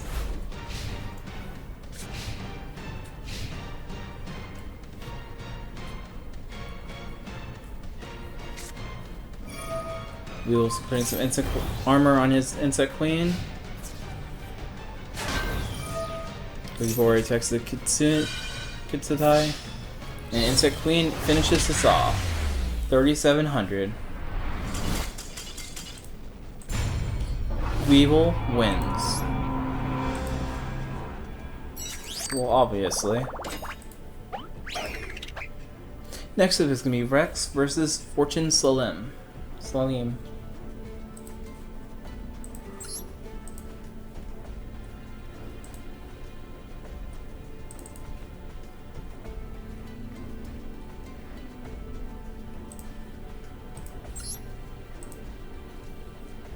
And Fortune Salim.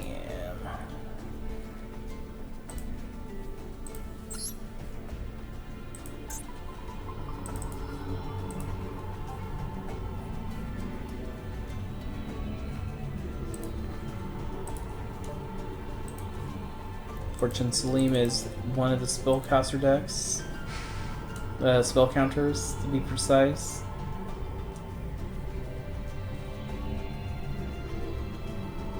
Where are you, Salim? Are you under Fortune?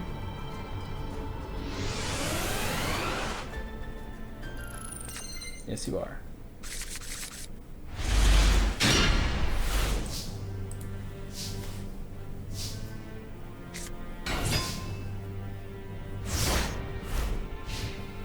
Looks like Rex is starting with this hippo thing. Breaker summon. Salem starting with Breaker. Just a little strong. And 2 cards face down.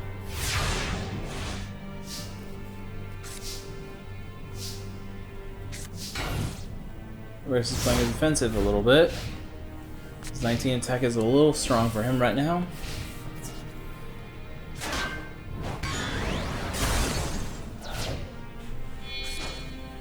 Second Red Breaker for Dark Red Eradicator. The card that lets you play spellcasters and put another super grip in there. Dark Red Eradicator is at 2,900. Rex is playing defensives because that's a big monster now.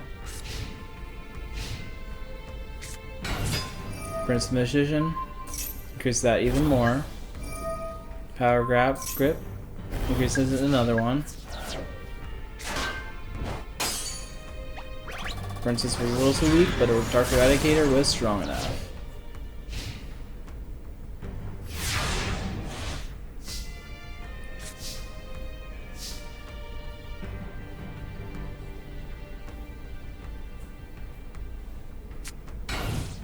Is he playing another defensive card?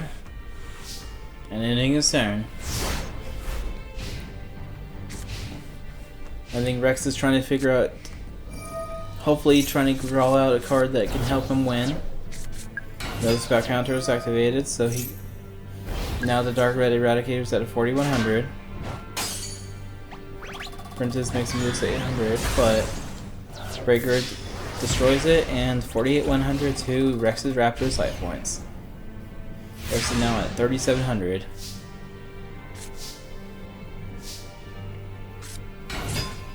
Is he summoning Crawling Dragon number 2? And attacking Princess, but Mirror Force said no. Now this Rex's life points right in the open. Oh, never mind, Monster Reborn. He's gonna summon Breaker, or he's gonna lose some spell counters to say no, not today. Anti-spell.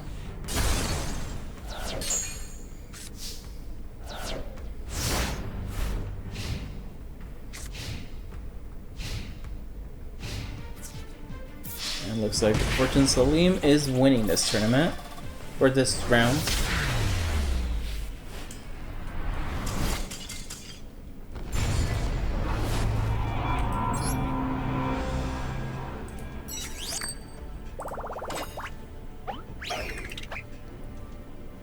I'm glad the people unique for the one arc tend to be moving up right now. So next up is Possessed Taya versus Sam. And it is Falsa, yeah.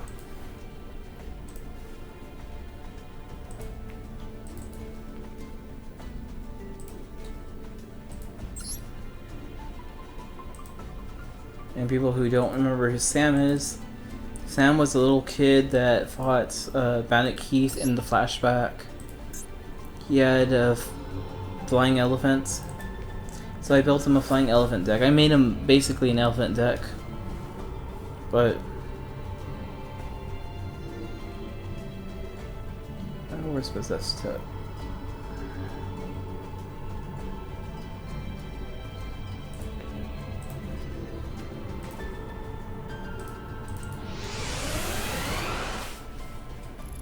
I've seen Sam actually win using his strategy, but we'll see if he can pull it off this round.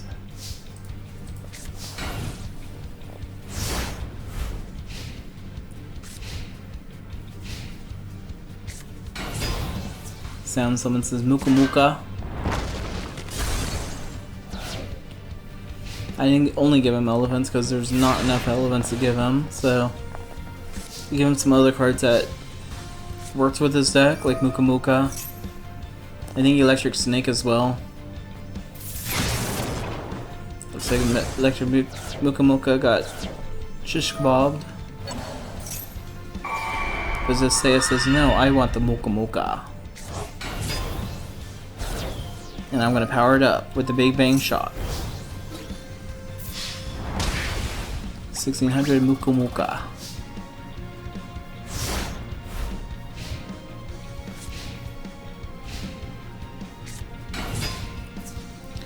Flying elephant attacks. 2 cards face down. Teia's turn. Teia's putting a defensive card face down. And ending your turn. Looks like the Blessing Elephant is on the field. Flying elephant attacks. Teia's only at 4,400 life points. That Teiya says let's destroy that face down. My card goes down, and ending her turn.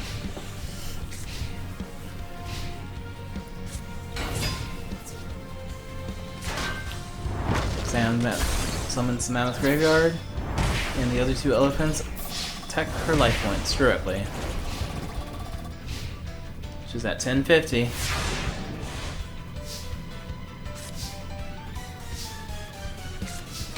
Looks like she's playing defenses. And I don't think she had a way to win this one. Elephants go to the graveyard for the big tusked mammoth. And looks like Sam is winning this one.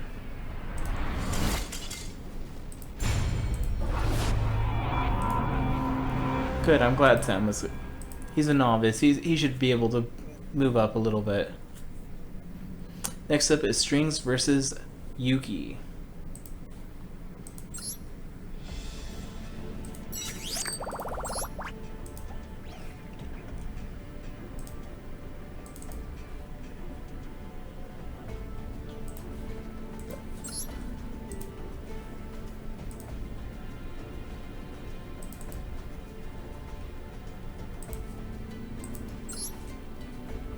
This is a Pyramid of Light Yugi.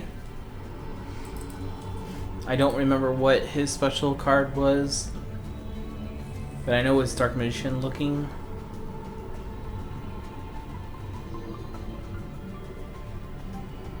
Alright, strings.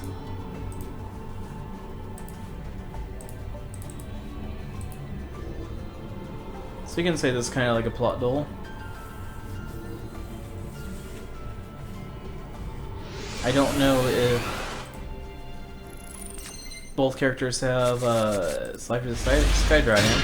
I know Strange does. I don't know if Yami Yugi does.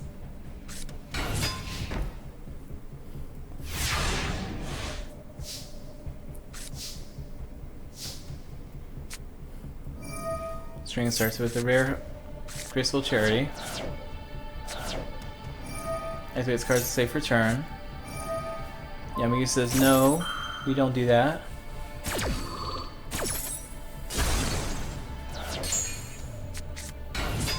Looks Looks like he summoned Reactor Slime.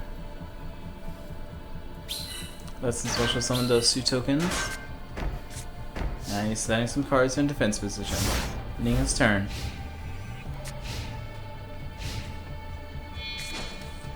So King's back on the field for Dark Magician Girl.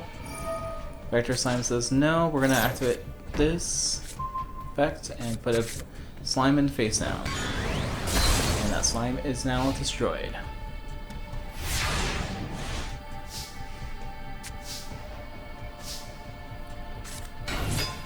Looks like he's going to use the same play as last time. Summon 2 tokens. And in his turn.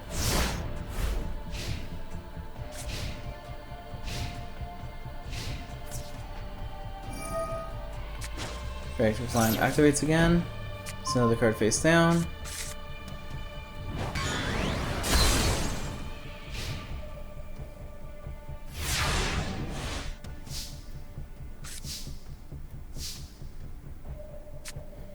Attacks me with the middle Threat Slime. Then he's sacrificing 3 monsters for Slifer the Sky Dragon. But they both have 2000 attack. For now. Now he says, no, we're not playing this dragon game. Get that out of my sight. Darn it. I really wanted to do something with Slifer.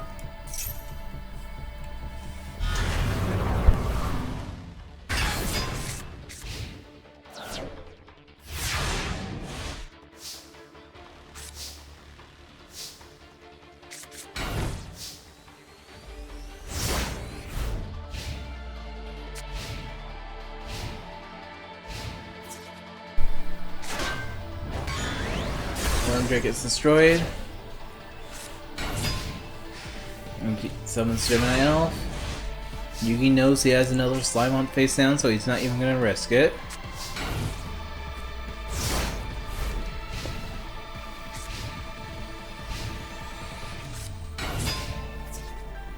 Let's go Dark. Destroys Revel Jam. Revel Jam's gonna pay 1000.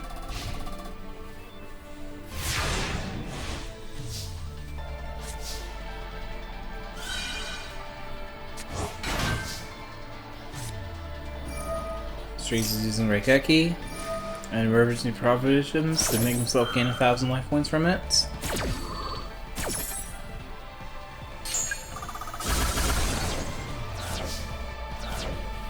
Now they're both at equal life points again.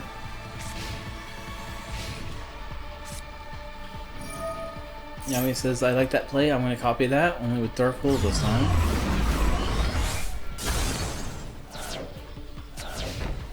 Another card face down. And String says, no, we're not doing that.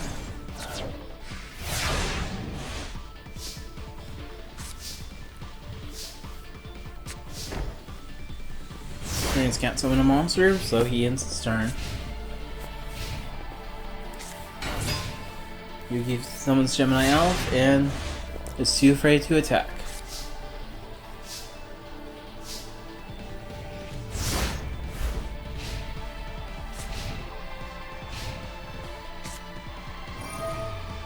Yugi draws 2 cards. There was Gemini Elf or Dark Magician Girl, but still too scared to attack.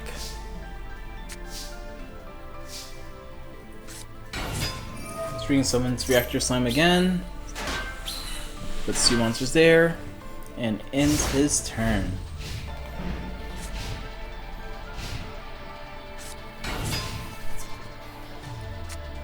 I wish I could try this attacking, but Mirror Force says no thank you.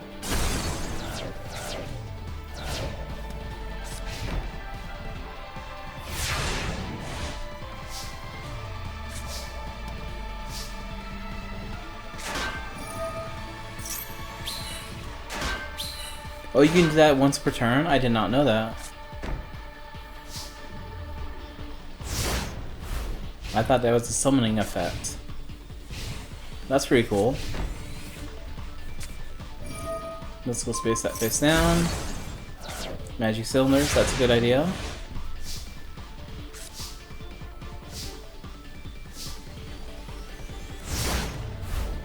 Oh, I could have attacked with some of them. King's Knight destroys one.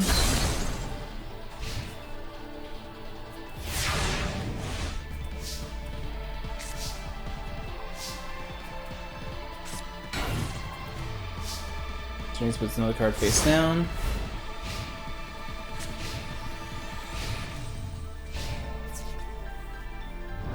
Another token is destroyed. King's Eye gets sacrificed for Jack's Knight.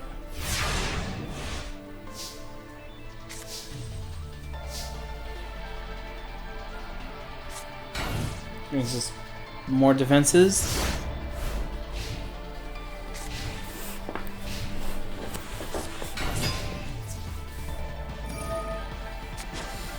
Reflector Slime is gone again for another Metal Slime face down.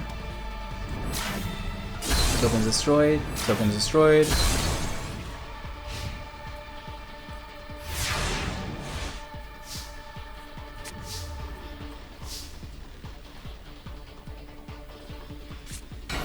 Another card face down. He ends his turn.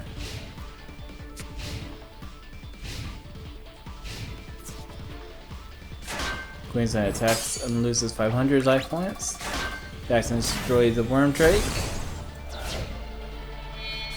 Both are sacrificed for Swift Guy, the Dragon Champion. Swift Guy is the champion. Another card face down. And Strength ends his turn.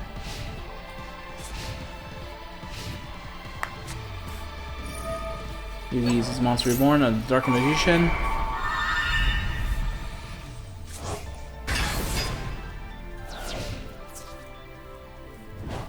This guy attacks once. The Magician attacks one. Rebel Jam's gonna probably use his effect. Yes, he will. And Magician Valkyrie is on the field now. Rebel Jam's back on the field again.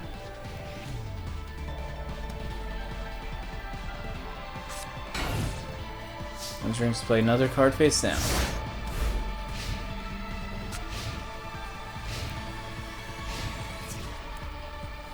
Dreams attacks one slime. Spectre activates. Swift Guy attacks the slime. And Dark Magician attacks the other revival slime, which will use his effect as well. And looks like the Noxious Guardian is going to be on the field. Two slimes are going to get summoned on the field. Dark Hole. Everything. Nightmare Steel Cage.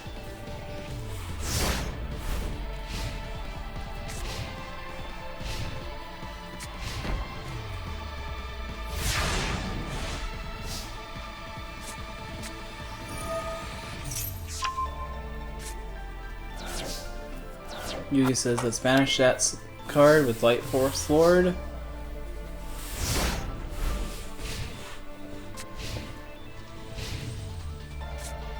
Yugi summons Skill Dark Magician. And Nightmare Steel Cage is destroyed.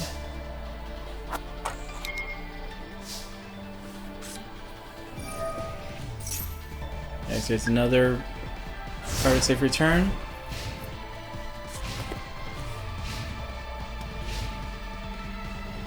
And he's still too scared to attack.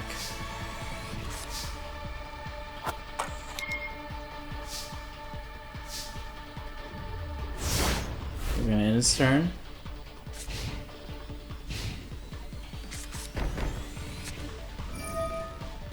Let's go Dark through the Mage Howard. And he's strong enough to attack.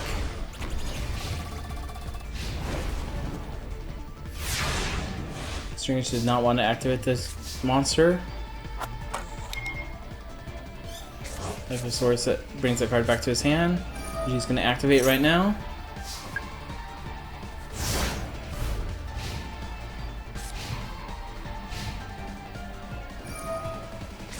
Skull Dark is sacrificed himself for another Dark Magician again. My card face down.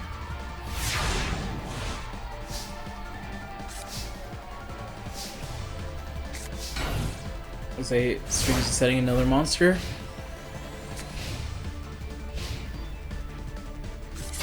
Magician of Faith. Put the Natural Dimension back to his hand.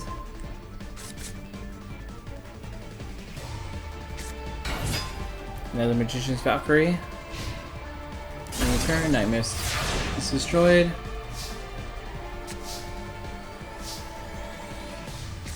He's gonna activate Reflective Slime. He's gonna activate both Reflective Slimes. Attack Level 3 for a Select for the Sky Dragon. So Sky Dragon attacks Valkyrie. Air Force says no.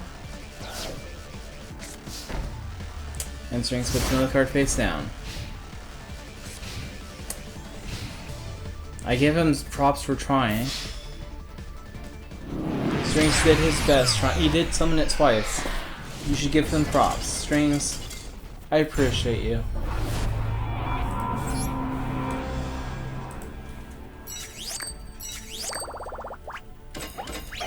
Pyramid of Light, Yuki wins. Next up is Seeker versus Sid.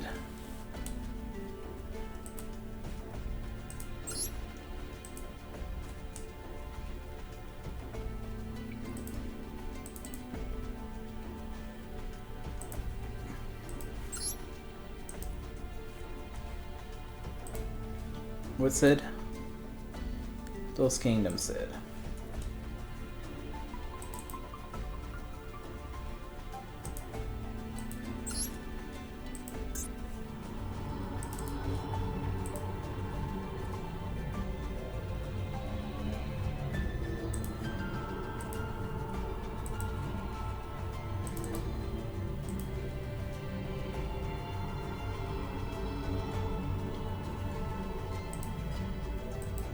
Sid. There we go.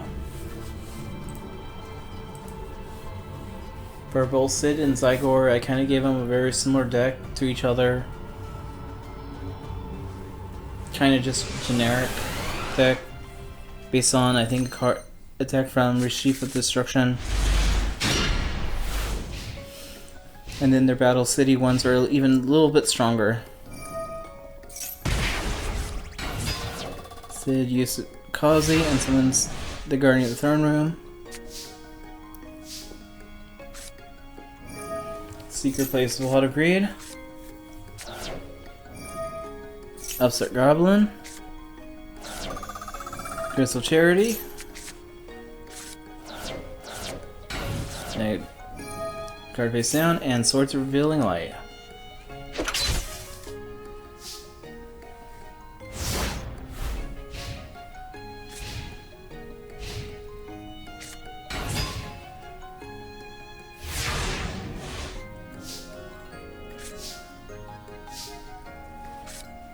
Seeker says Upstart Goblin time. And 2 cards face down.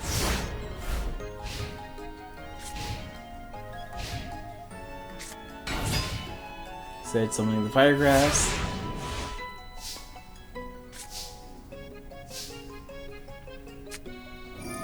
Good Goblin Housekeeping. And he's sending 1 card away. Giant Soldier summoned to attack the Firegraphs. And another card face down.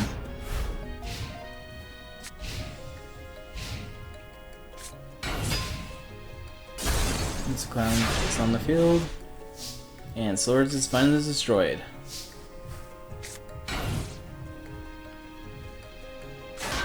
And looks like he's going back on the defensive again.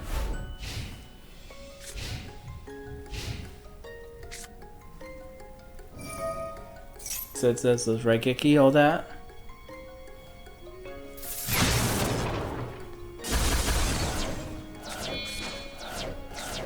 Then sacrifice the sword for Cerberus. 15, 60, 50, and 2100. Seeker only has 1950. He's not going to be able to survive 1 more turn. Oh, he put a card face down.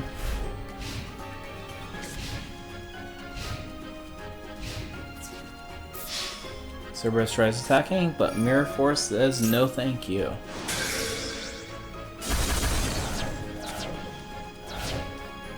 Seeker might be able to hold on a little longer. Seeker draws. Puts cards down. Ends his turn. Sacrifice the map for the Flame Pegasus. And the Flame Pegasus destroys him. As you just saw, Seeker just had 4 of the pieces in his hand. He's just missing that one right leg.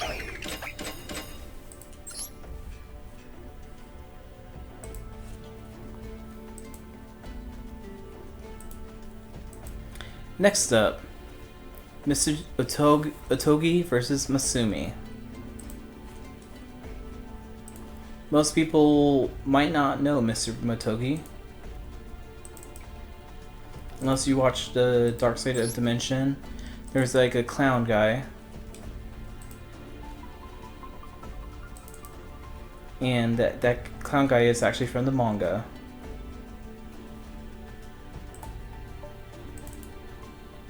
Where am I, Masumi?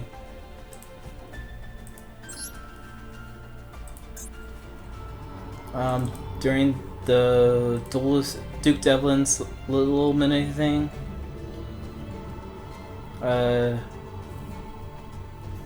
Mr. Clown, Mr. Otogi, put Yugi in like a shed and let it on fire. Basically, Anime took Bandit Keith and put him in that same situation, the fire. What Mr. Otogi was actually Duke Devlin's father, and Masumi, that's what who was fine. He was punished because he dueled Grandpa Solomon,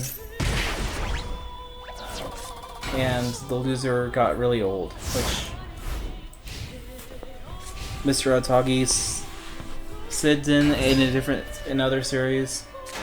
I think the manga version, that's what it's called, Sinden.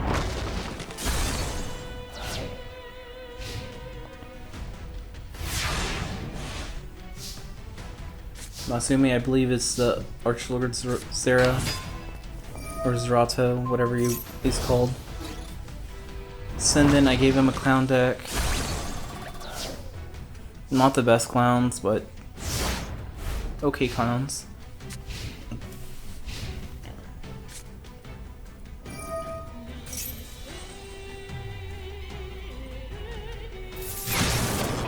Okay, he destroys the wood clown. Zero's on the field again. Another 3,000.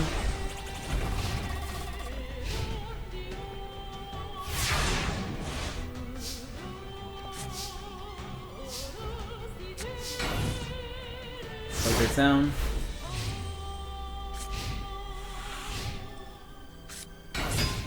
Zero's on the field again.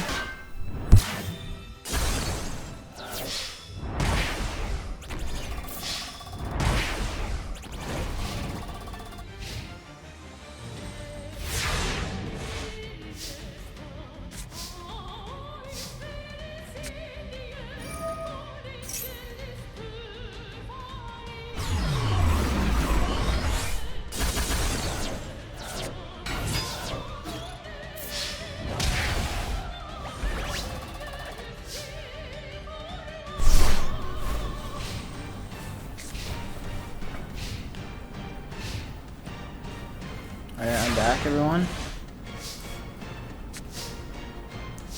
Like Sinden, Mr. Otogi is trying to make a comeback, but will it be enough?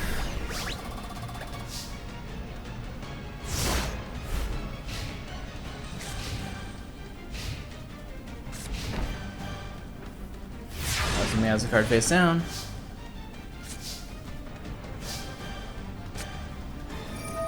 Nice Duel Monster Reborn on 0.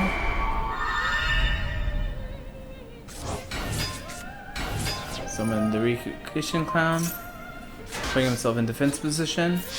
Green Clown attacks, but Mirror Force says no thank you.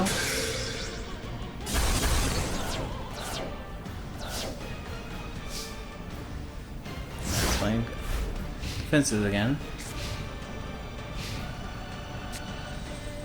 Sanctuary Skies on the field.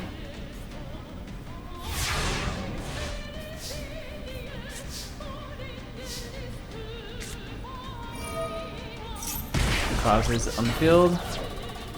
Looks like he summoned set another clown. Sick Fairies on the field. Destroys the clown.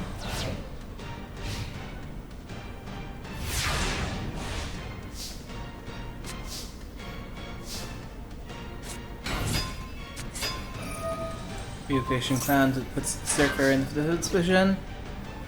It attacks the Sick Fairy. Mr. Clown attacks. Now Mr. Clown is in the lead.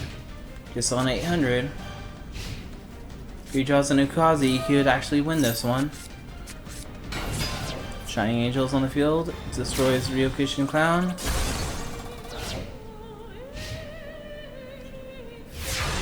Card of the cards. Now the Mystic's made it. Clown on the field. This Clown 1 attacks. Shining Angel's effect. That's some special summon. Nova Summoner. And Clown says no. We're not attacking this Nova Summoner. Here's the Dark Witch attacks.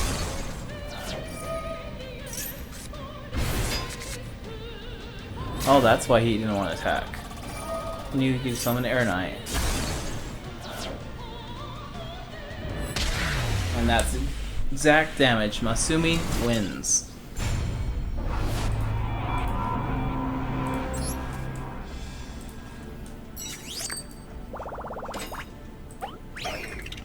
Alright, next up is going to be Duke versus Junkie Scorpion.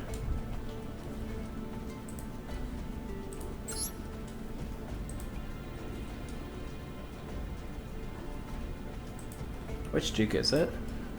LC Duke.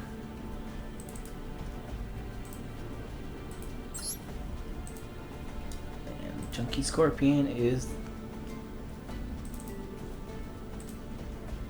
Where are we?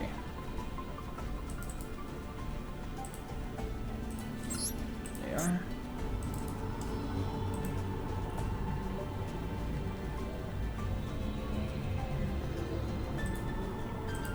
I'm bringing Sexy back. Yugioh.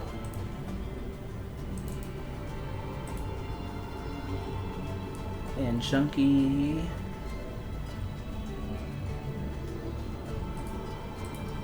Junkie Scorpion.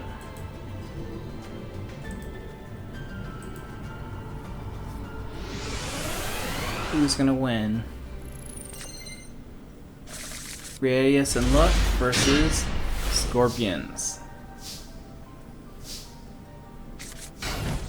Looks like Duke is setting the 2 cards face down, and it is the turn.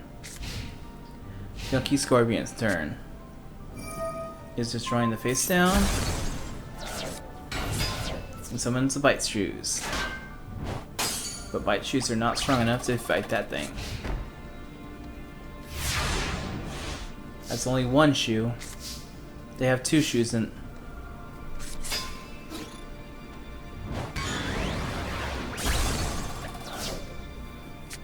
And that monster is a Dungeon Dice monster, so that's the reason why that one's in the deck.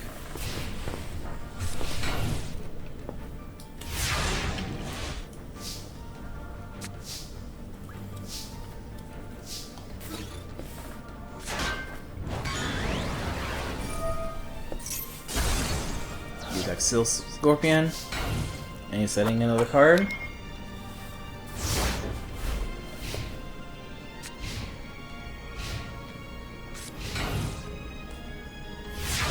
Scorpion's not playing defensive right now. Duke says let's not defense this anymore.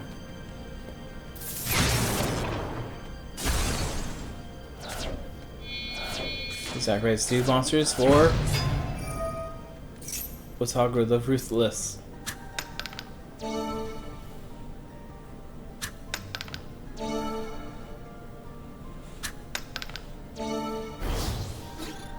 I don't know what he did, but increased attack points. I know he gets special effect if he gets rolls 2 the same or something, but I don't remember what it was exactly. Junky's drawing 2 cards with Reckless Greed.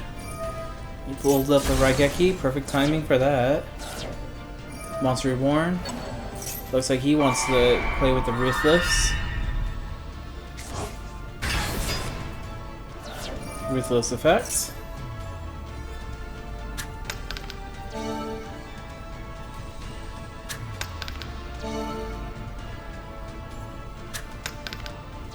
I think that was to draw out 2 cards. This one guy power, and you summon another Scorpion. That's 54 life points. Duke Devlin is on the exact same life points as Junky Scorpion.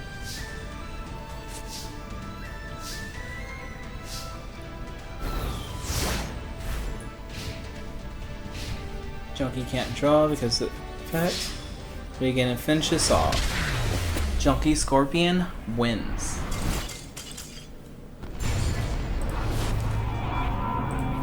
I felt like that was a little upsetting. Next up is Johnny Steps versus Rick.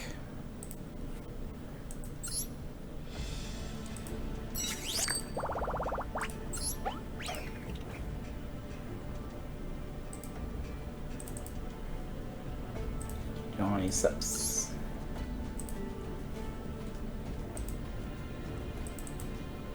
And Rick, the dragon guy.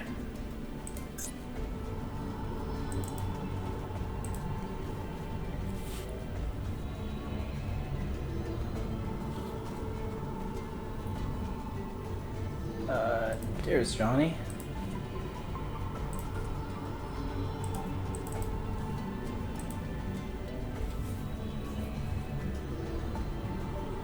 And there's Rick. There we go. I think Johnny Steps might have this one in the game, but Rick has ways to win too.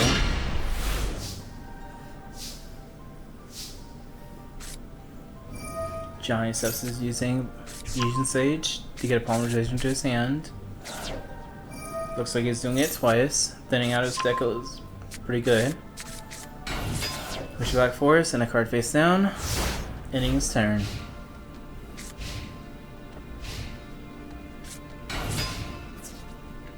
Looks like Rick has a Luster Dragon, running the Witch, which lets him send a beautiful Hedge Huntress to his hand. And looks like now Rick is using Heart of the Underdog, because he's a true underdog. Johnny Steps this Raigeki that. Now he's going to step up his dance moves and summon the beautiful Headhuntress to attack with Mage Metamorph. Now she has a 19 attacker, or he does.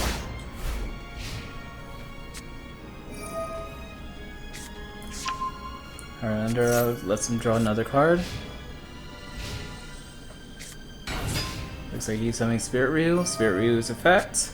Discard 1 for 100.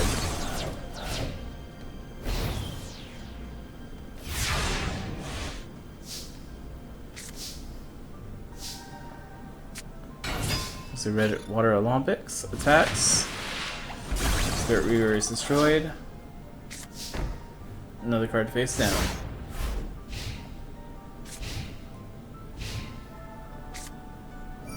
Mystical Space, the face down. Black Land Fire Dragon attack for 100.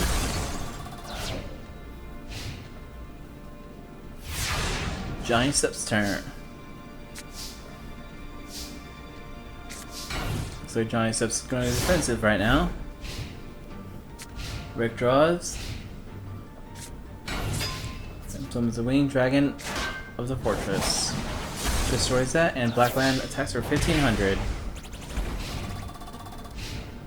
Putting Rick back in the lead again.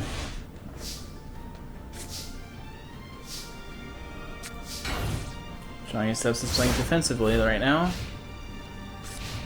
He needs to find a way to get back. Like Cursed Dragons on the field. Black Man Fire Dragon attacks, which lets him put another Headhuntress in his hand. And Cursed Dragon attacks for 2000.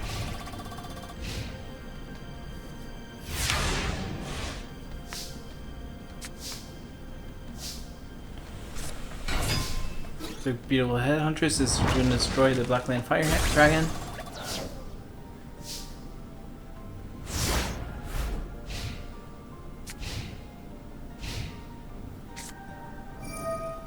Like I said, it's time for Pot of Greed. And to summon Warrior Griffer. Attack for 100. And Cursed Dragon attack for 2000. Rick might be the winner in this one. But Johnny Step can still draw. And he draws the Dark Hole.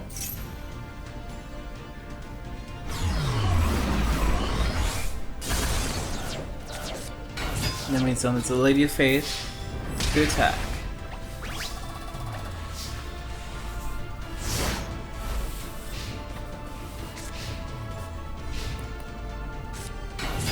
There's a Spirit Reavers on the field. It attacks, it gets this card to Kamori Dragon, and a Kyushin.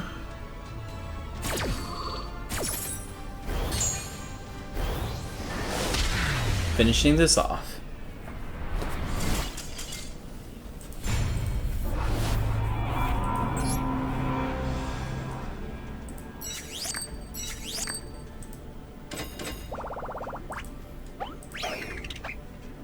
Looks like Rick and Sam both made it to the next round. Next up is Yami Merrick versus Fang Long.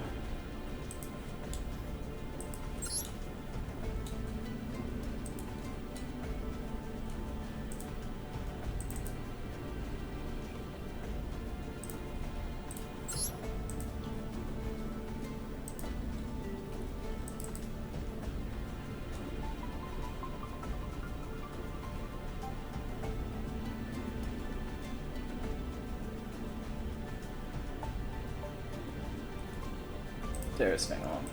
For a second I thought I named him Bruce Rio and I couldn't find him.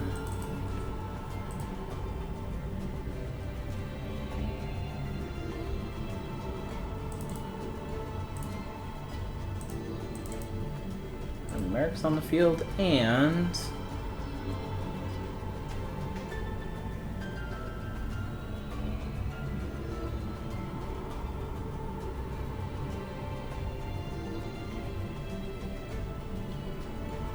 there you are.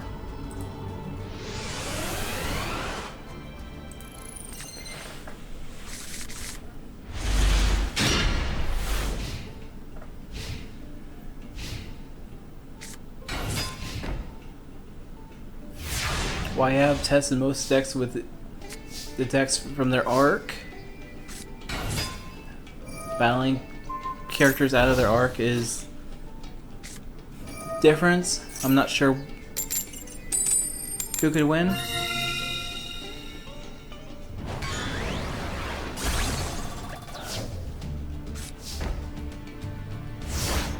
I don't remember what this does. What does it do? Once per turn, when a monster declares an attack, you can toss your coins, call 3 heads, draw 3 cards. If you get 3 tails, take 2,000. Okay. Interesting. Looks like Kaminari Blow. Black Pendant, Coffin Cellar, all activating.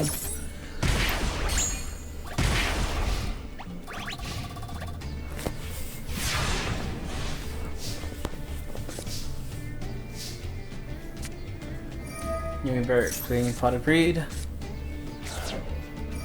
Using Premature Burial. And the Gilgarth again. Gilgarth attacks.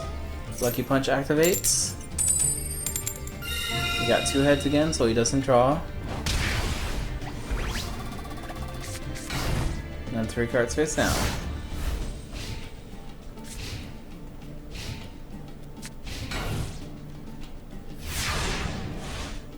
Feng Long was the guy that was just mad at Yugi for beating his high score in a video game and stole his million puzzle. Joey came in and beat him up to get his puzzle back.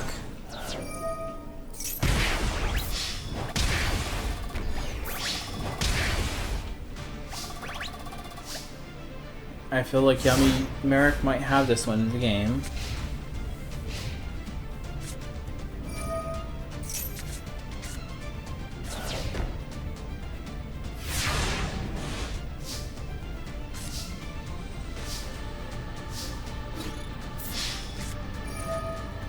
Mirror Force and Lucky Punch.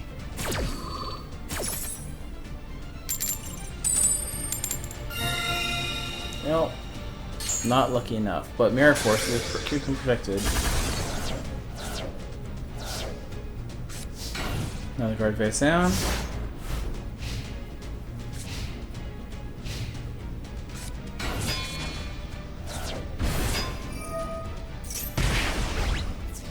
Master Monk's on the field. Living at catastrophe might be a bad thing for Feng Long.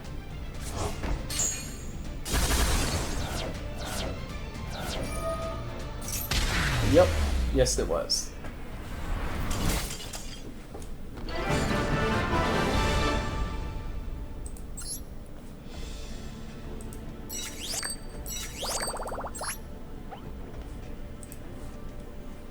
And Yummy Merrick is the winner.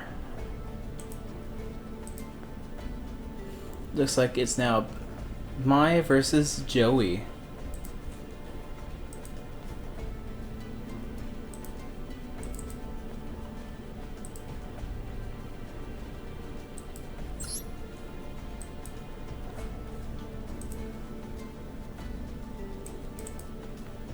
And it was Virtual World, right?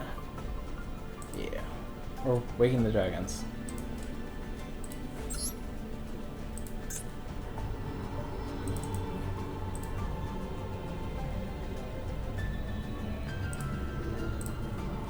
There's Mai.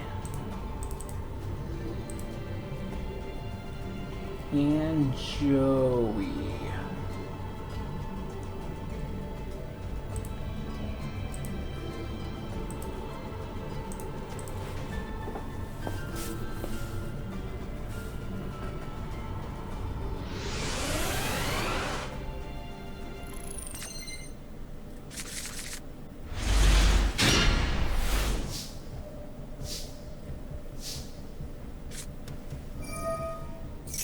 So am I starting with Graceful Charity, just starting a few cards, summoning the Chain Master, and looks like Joey's doing the Graceful Charity, starting a few cards, summon Raigeki,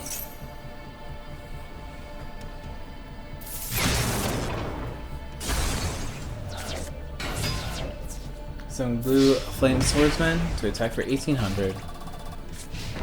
And a card face down.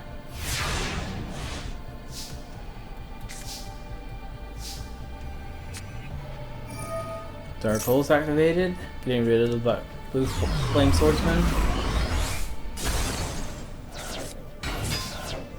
Amazon Swordmaster attacks for 1500. And ending your turn.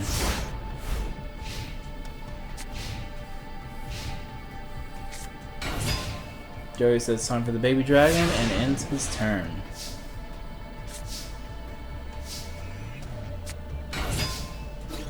Amazon fighters on field. Kunai with chain. Amazon is destroyed. And now she put her face down herself.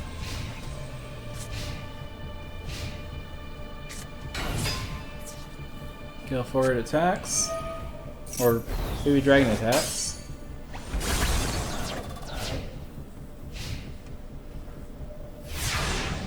Now we should pay the life points. No, she's not. Covering that for the Dark Witch.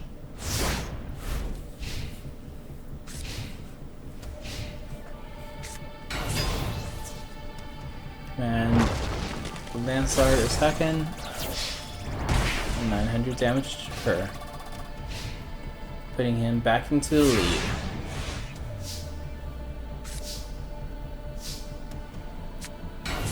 Our related 3 is on the field. Beck attacks it, releases 400, and a card face down.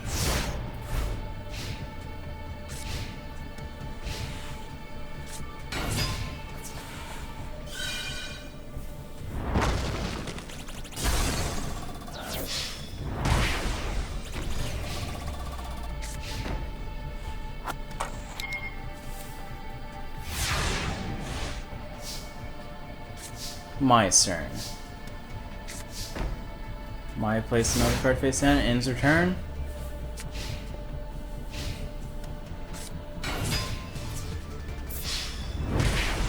Playing Manipulatory attacks. Swordsman attacks. Guilford cannot attack right now because the Harvey Lady's ring, but I don't know how many turns that lasts. Maybe he can attack the next turn. Looks like she needs to draw Aquatic Rage. Someone's Harbor Lady 1. So enough to destroy the Flame Manipulator.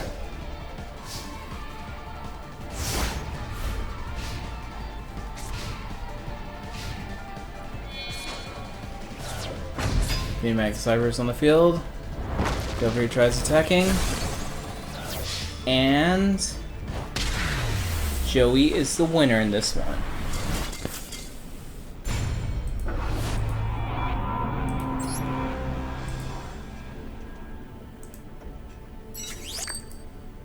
Joey won. Next up it's gonna be Johnson versus Mokuba.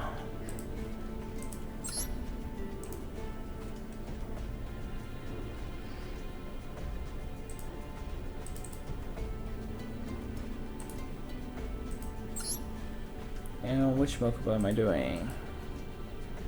Season 0 Mokuba.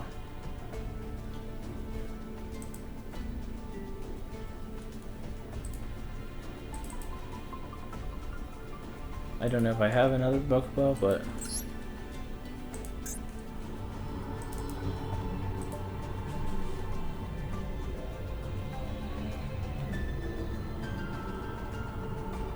where are you, Johnson?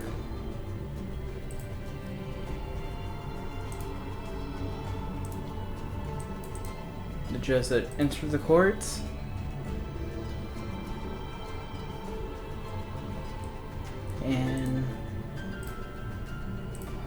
And so has the defendant.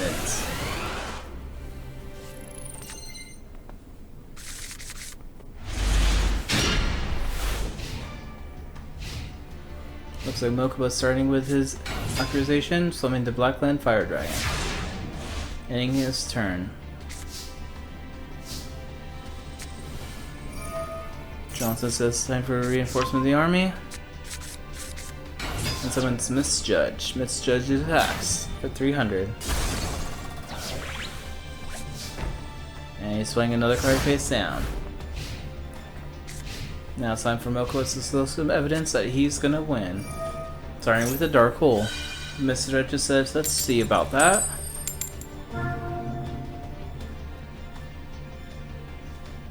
I don't know what Two Tails means, but I'm assuming that means she loses.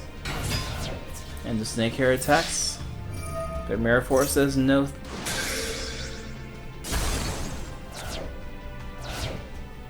Good try.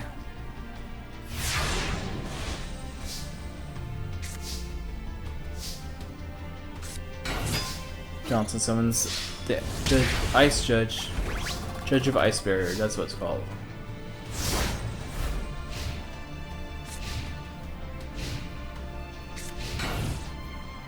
It's like Kaiba's putting some order in court and putting the card face down. Judgment Hand says no, that's not play defensive right now. With Judge of Ice Barrier attacking.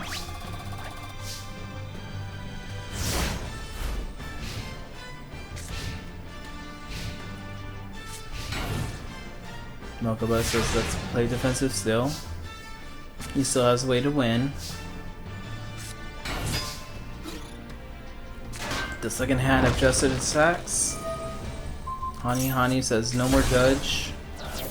But the first hand says let's try again. Johnson puts another card face down.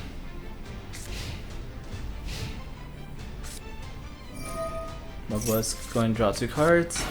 Summon Snake here again. Destroy 1 hand. And ending his turn.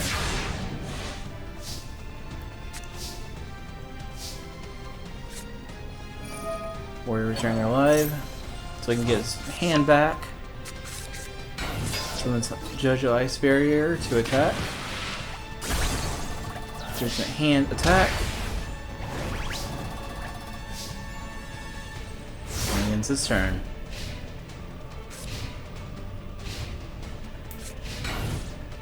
Mokuba's playing defensive again. I think he's going to be losing though. Judge hand attacks. Lucky he had a Venom Cobra in face down.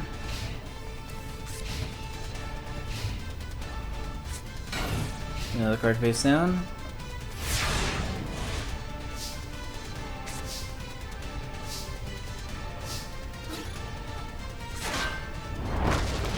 Attacks. Guardian of the Throne is now summoned.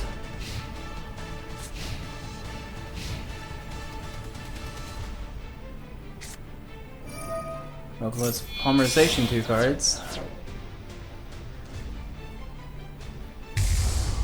The Skelly Gun.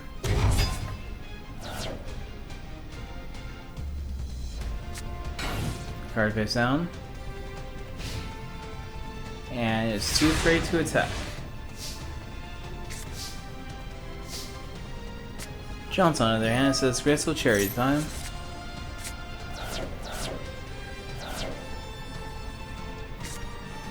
Water Breed.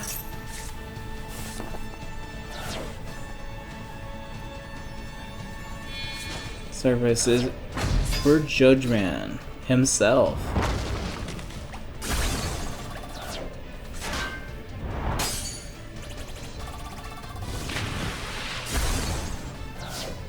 Mokuba's really trying. He only has 500 life points. But like his brother and his other brother, same brother, he's still fighting for the chance to win. Chance to win.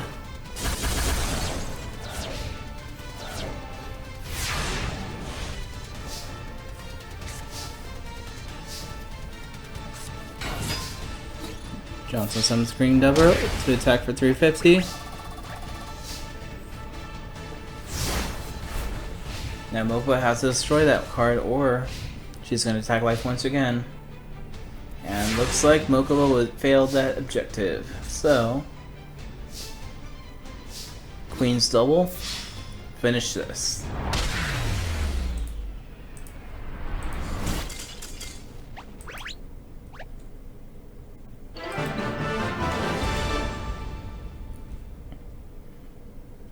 Next up, it's going to be Nesbit versus Vivian.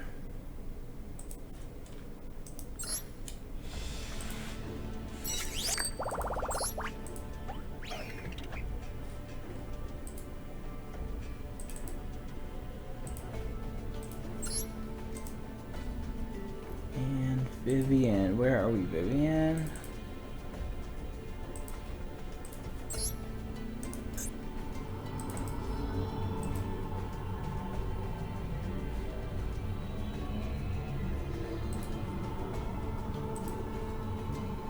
Man, that guy.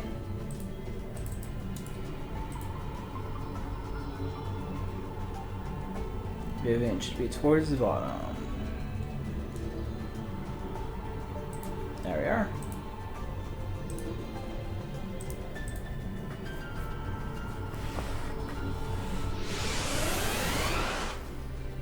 I feel like Vivian might have the advantage, but let's see.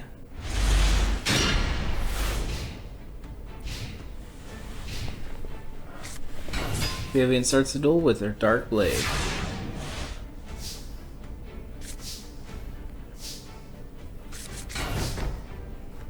Nesbit is playing defensive right now, with 3 cards face down.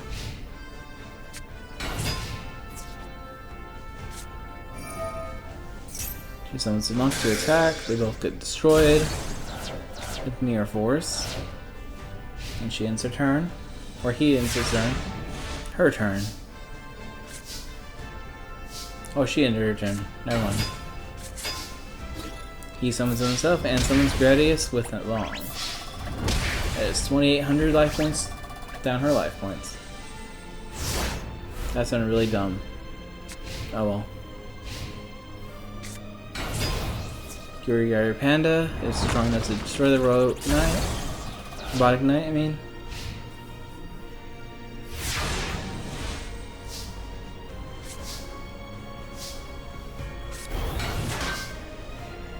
Looks like it's going defensive now.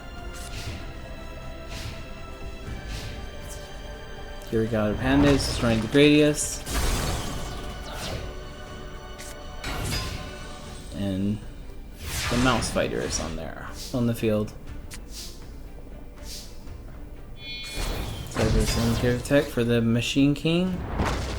Machine King destroys Yugioh Panda and ends his turn.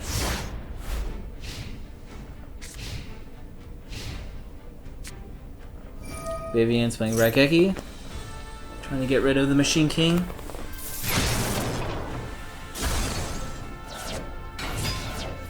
Darkblade is on the field now. And that's 3,000 damage to Nesbit's life points. Vivian's beating Nesbit by 400 life points. Let's see if he can do anything to counter that. Cyber Falcon's on the field, destroys the mouse.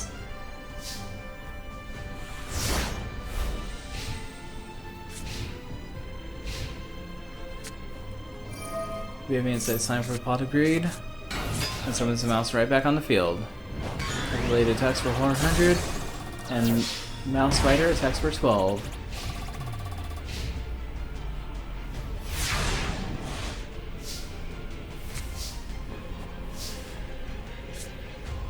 Nesbit's trying to play his polymerization, using Cannon Soldier and Kick Attack Wolf to be the Labyrinth Tank. Labyrinth Tank destroys Dark Blade, causing 600 damage. And looks like he's ending his turn.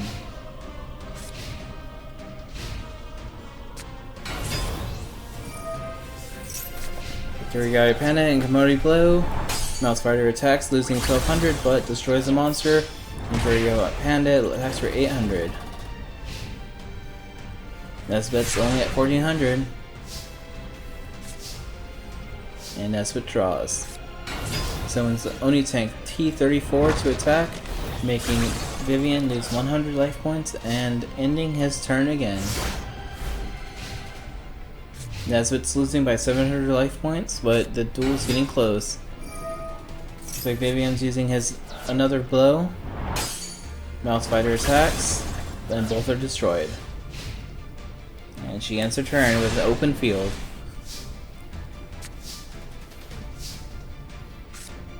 Nesbit's taking the opportunity to Monster Born his Labyrinth Tank.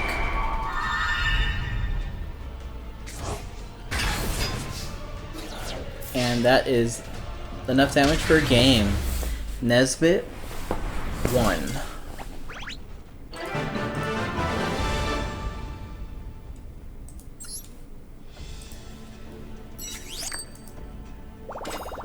That was a pretty close game. Could have went either way.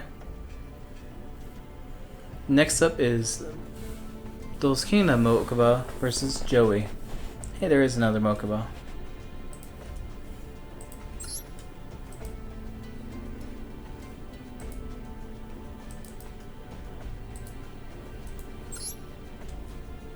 And versus who? Oh, Possessed Joey. From Capsule Monsters.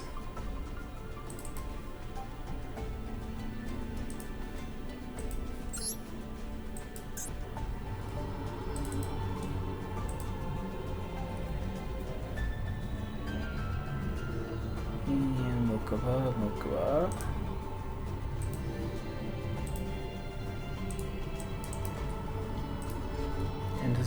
Does Joey have an art like name? Or special artwork, you mean?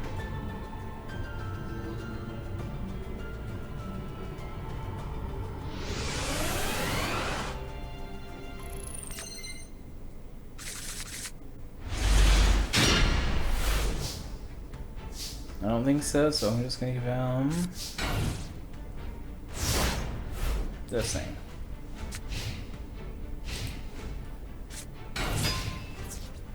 I know it's not the right picture, but can't find the art that I was gonna use, so I'm gonna use that for right now.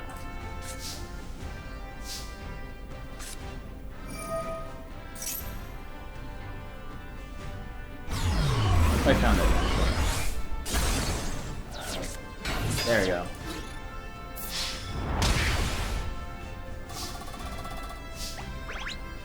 Red armor possessed Joey, and he was kind of a villain for a few seconds in the Capsule Monsters. Eventually, they were supposed to kill the Red Eyes, but Joey just pulled the sword out of his back and they survived the duel, I guess.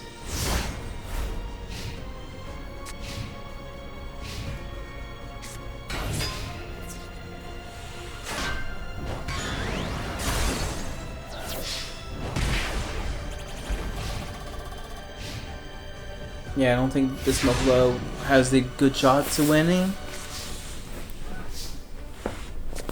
There's a way, but that looks like the way.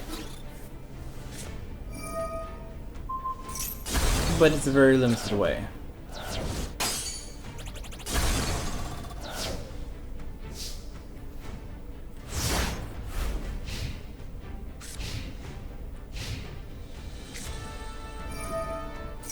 There it says meteor time, something's about sheep. Not enough to finish it off, but very close. Formok was at 150.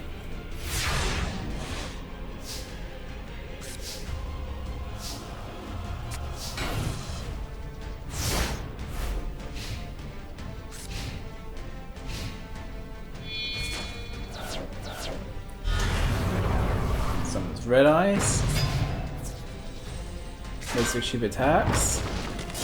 And looks like Red Eyes is gonna finish this off.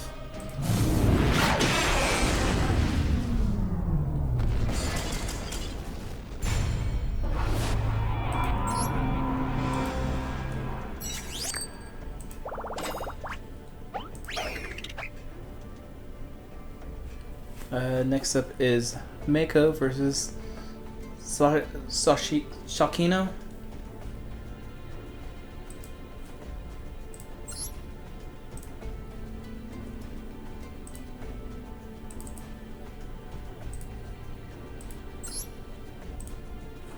Sakino is not a duelist. I built a deck that I liked. Then I went through the DM library and looked for a character that would fit that deck.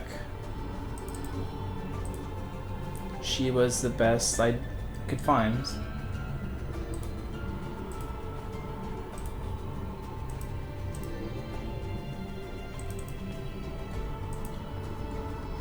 She was a in the Battle City tournament at Aquarium. Okay, where is she?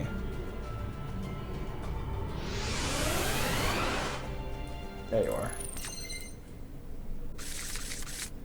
When she works at the aquarium, obviously she's gonna have some water monsters, but what type of water monsters? We'll find out.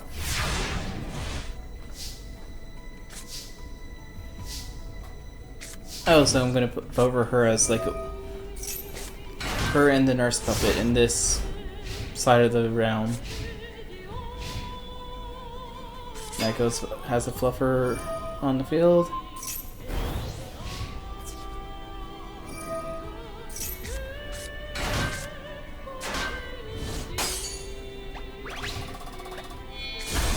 It's actually one turtle for another turtle.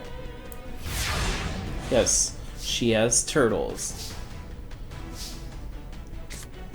Even though Sachi means like whale, I think.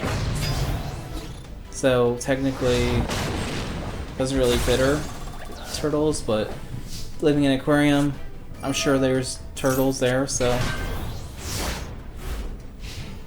she's gonna have a very big disadvantage with Mako and her like forest creatures. So I shouldn't have voted for her, because I think Mako's gonna take her out right now, actually.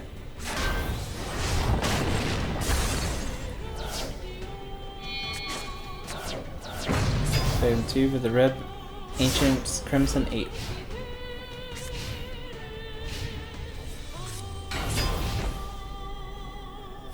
Four turtle illusions.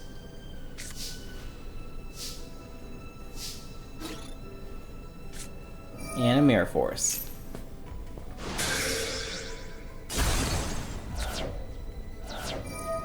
Gravity is on the field again.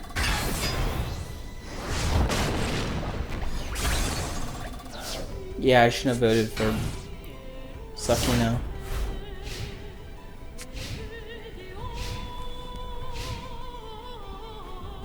Never mind, I'm voting for Mako now.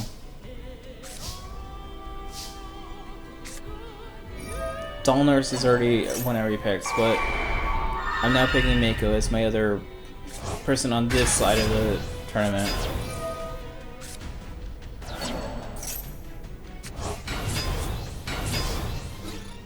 Especially since she just is winning right now.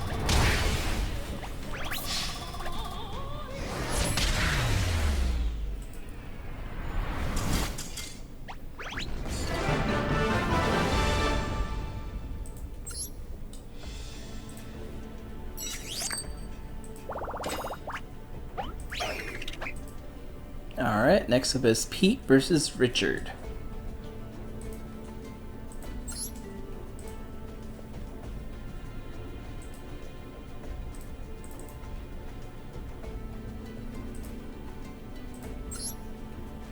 I think Pete is the werewolf guy.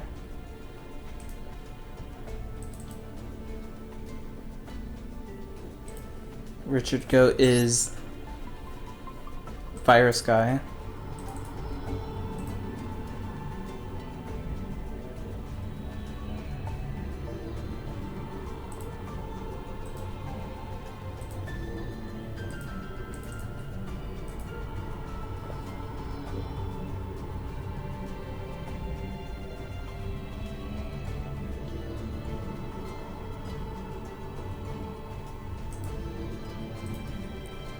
Richard Goats.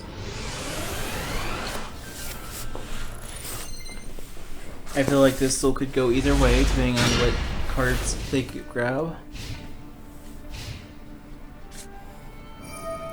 Okay, Richard's going first with Graceful Charity, discarding 2 cards, and someone's singing. Ending his turn.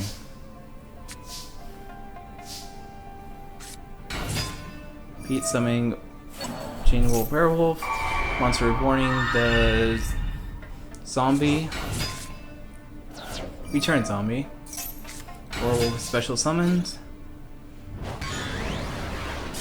Singing lets him put another card in his hand. Another singing.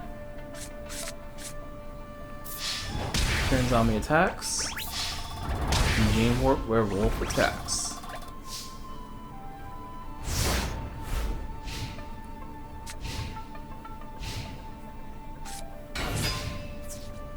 Like skull over there is sacrificing both, and we're just gonna play Darkhold right afterwards. Why don't you just Darkhold and then summon the skull guy, man? Come on, Richard, play smart.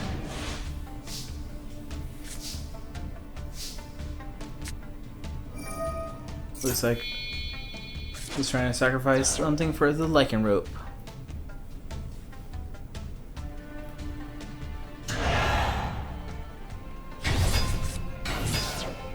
And summons Wolf Axe Wielder.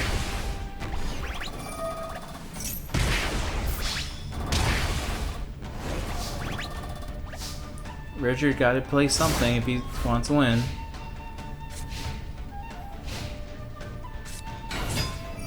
He sends Plague Wolf, doubles the attack, attacks Wolf Axe Builder, uses effects, tributes a 2000 attack point monster.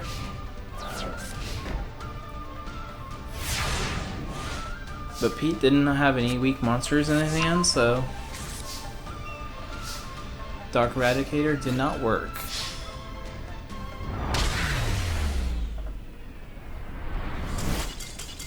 And Pete is the winner in this one.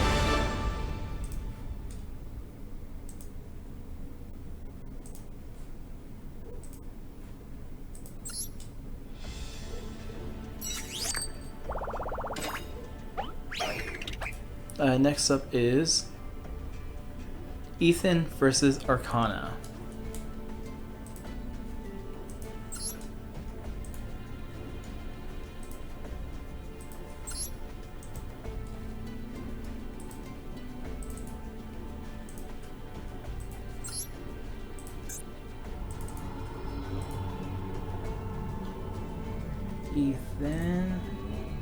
Ethan Shark. The water no structure deck.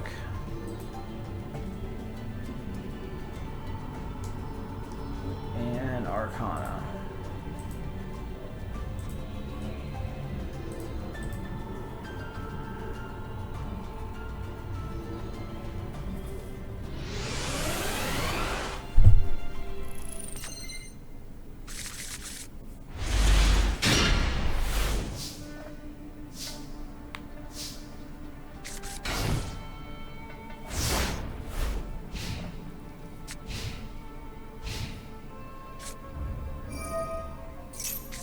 The Arcana is playing harder creatures first, and summon then install to attack the Angler, but it's not strong enough to defeat it. Place the card face down.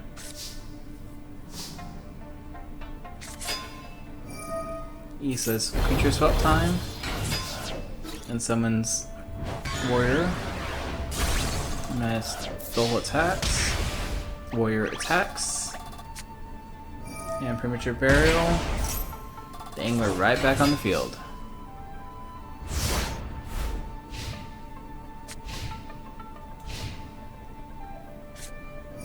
Kana says time for the draw cool.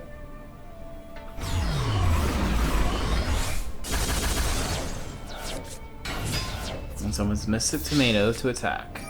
But Call of Haunted brings back the Warrior of Darkness back.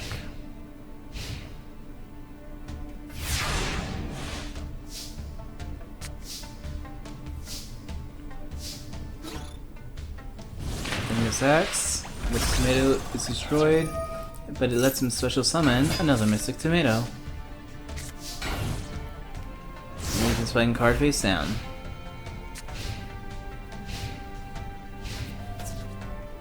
Mystic Tomato attacks the Soul Boy. And 2 more cards are placed face down.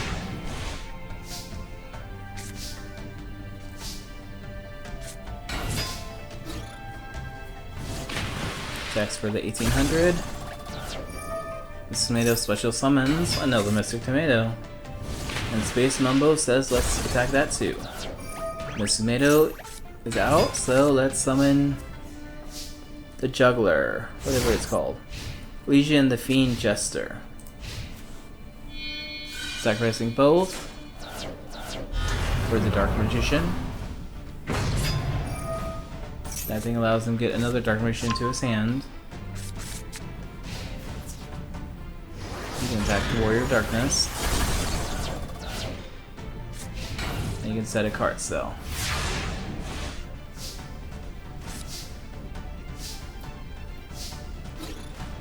Space Mumbo attacks the Petite the Clown. Petite lets him special summon another Petite. And Ethan plays a card face down.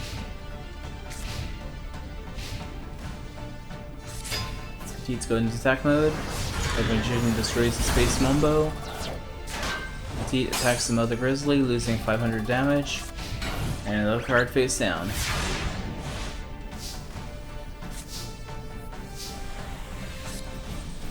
Ethan says time for the hammer shots. Mother Grizzly goes in attack mode to re-attack complete.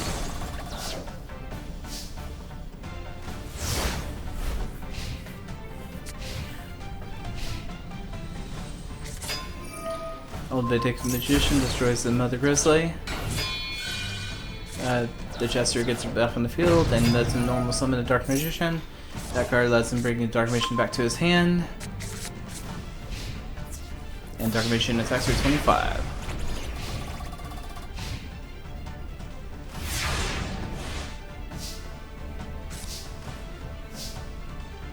Ethan activates Graceful Charity, draws 3 cards, discards 2, and sets another card.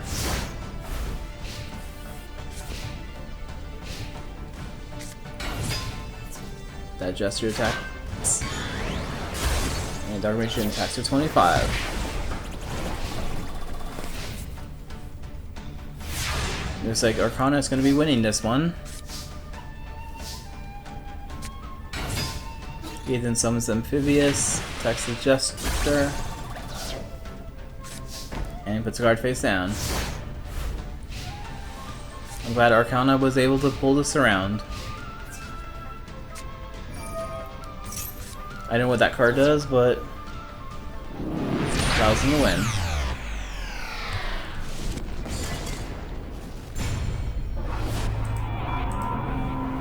And Arcana is the winner.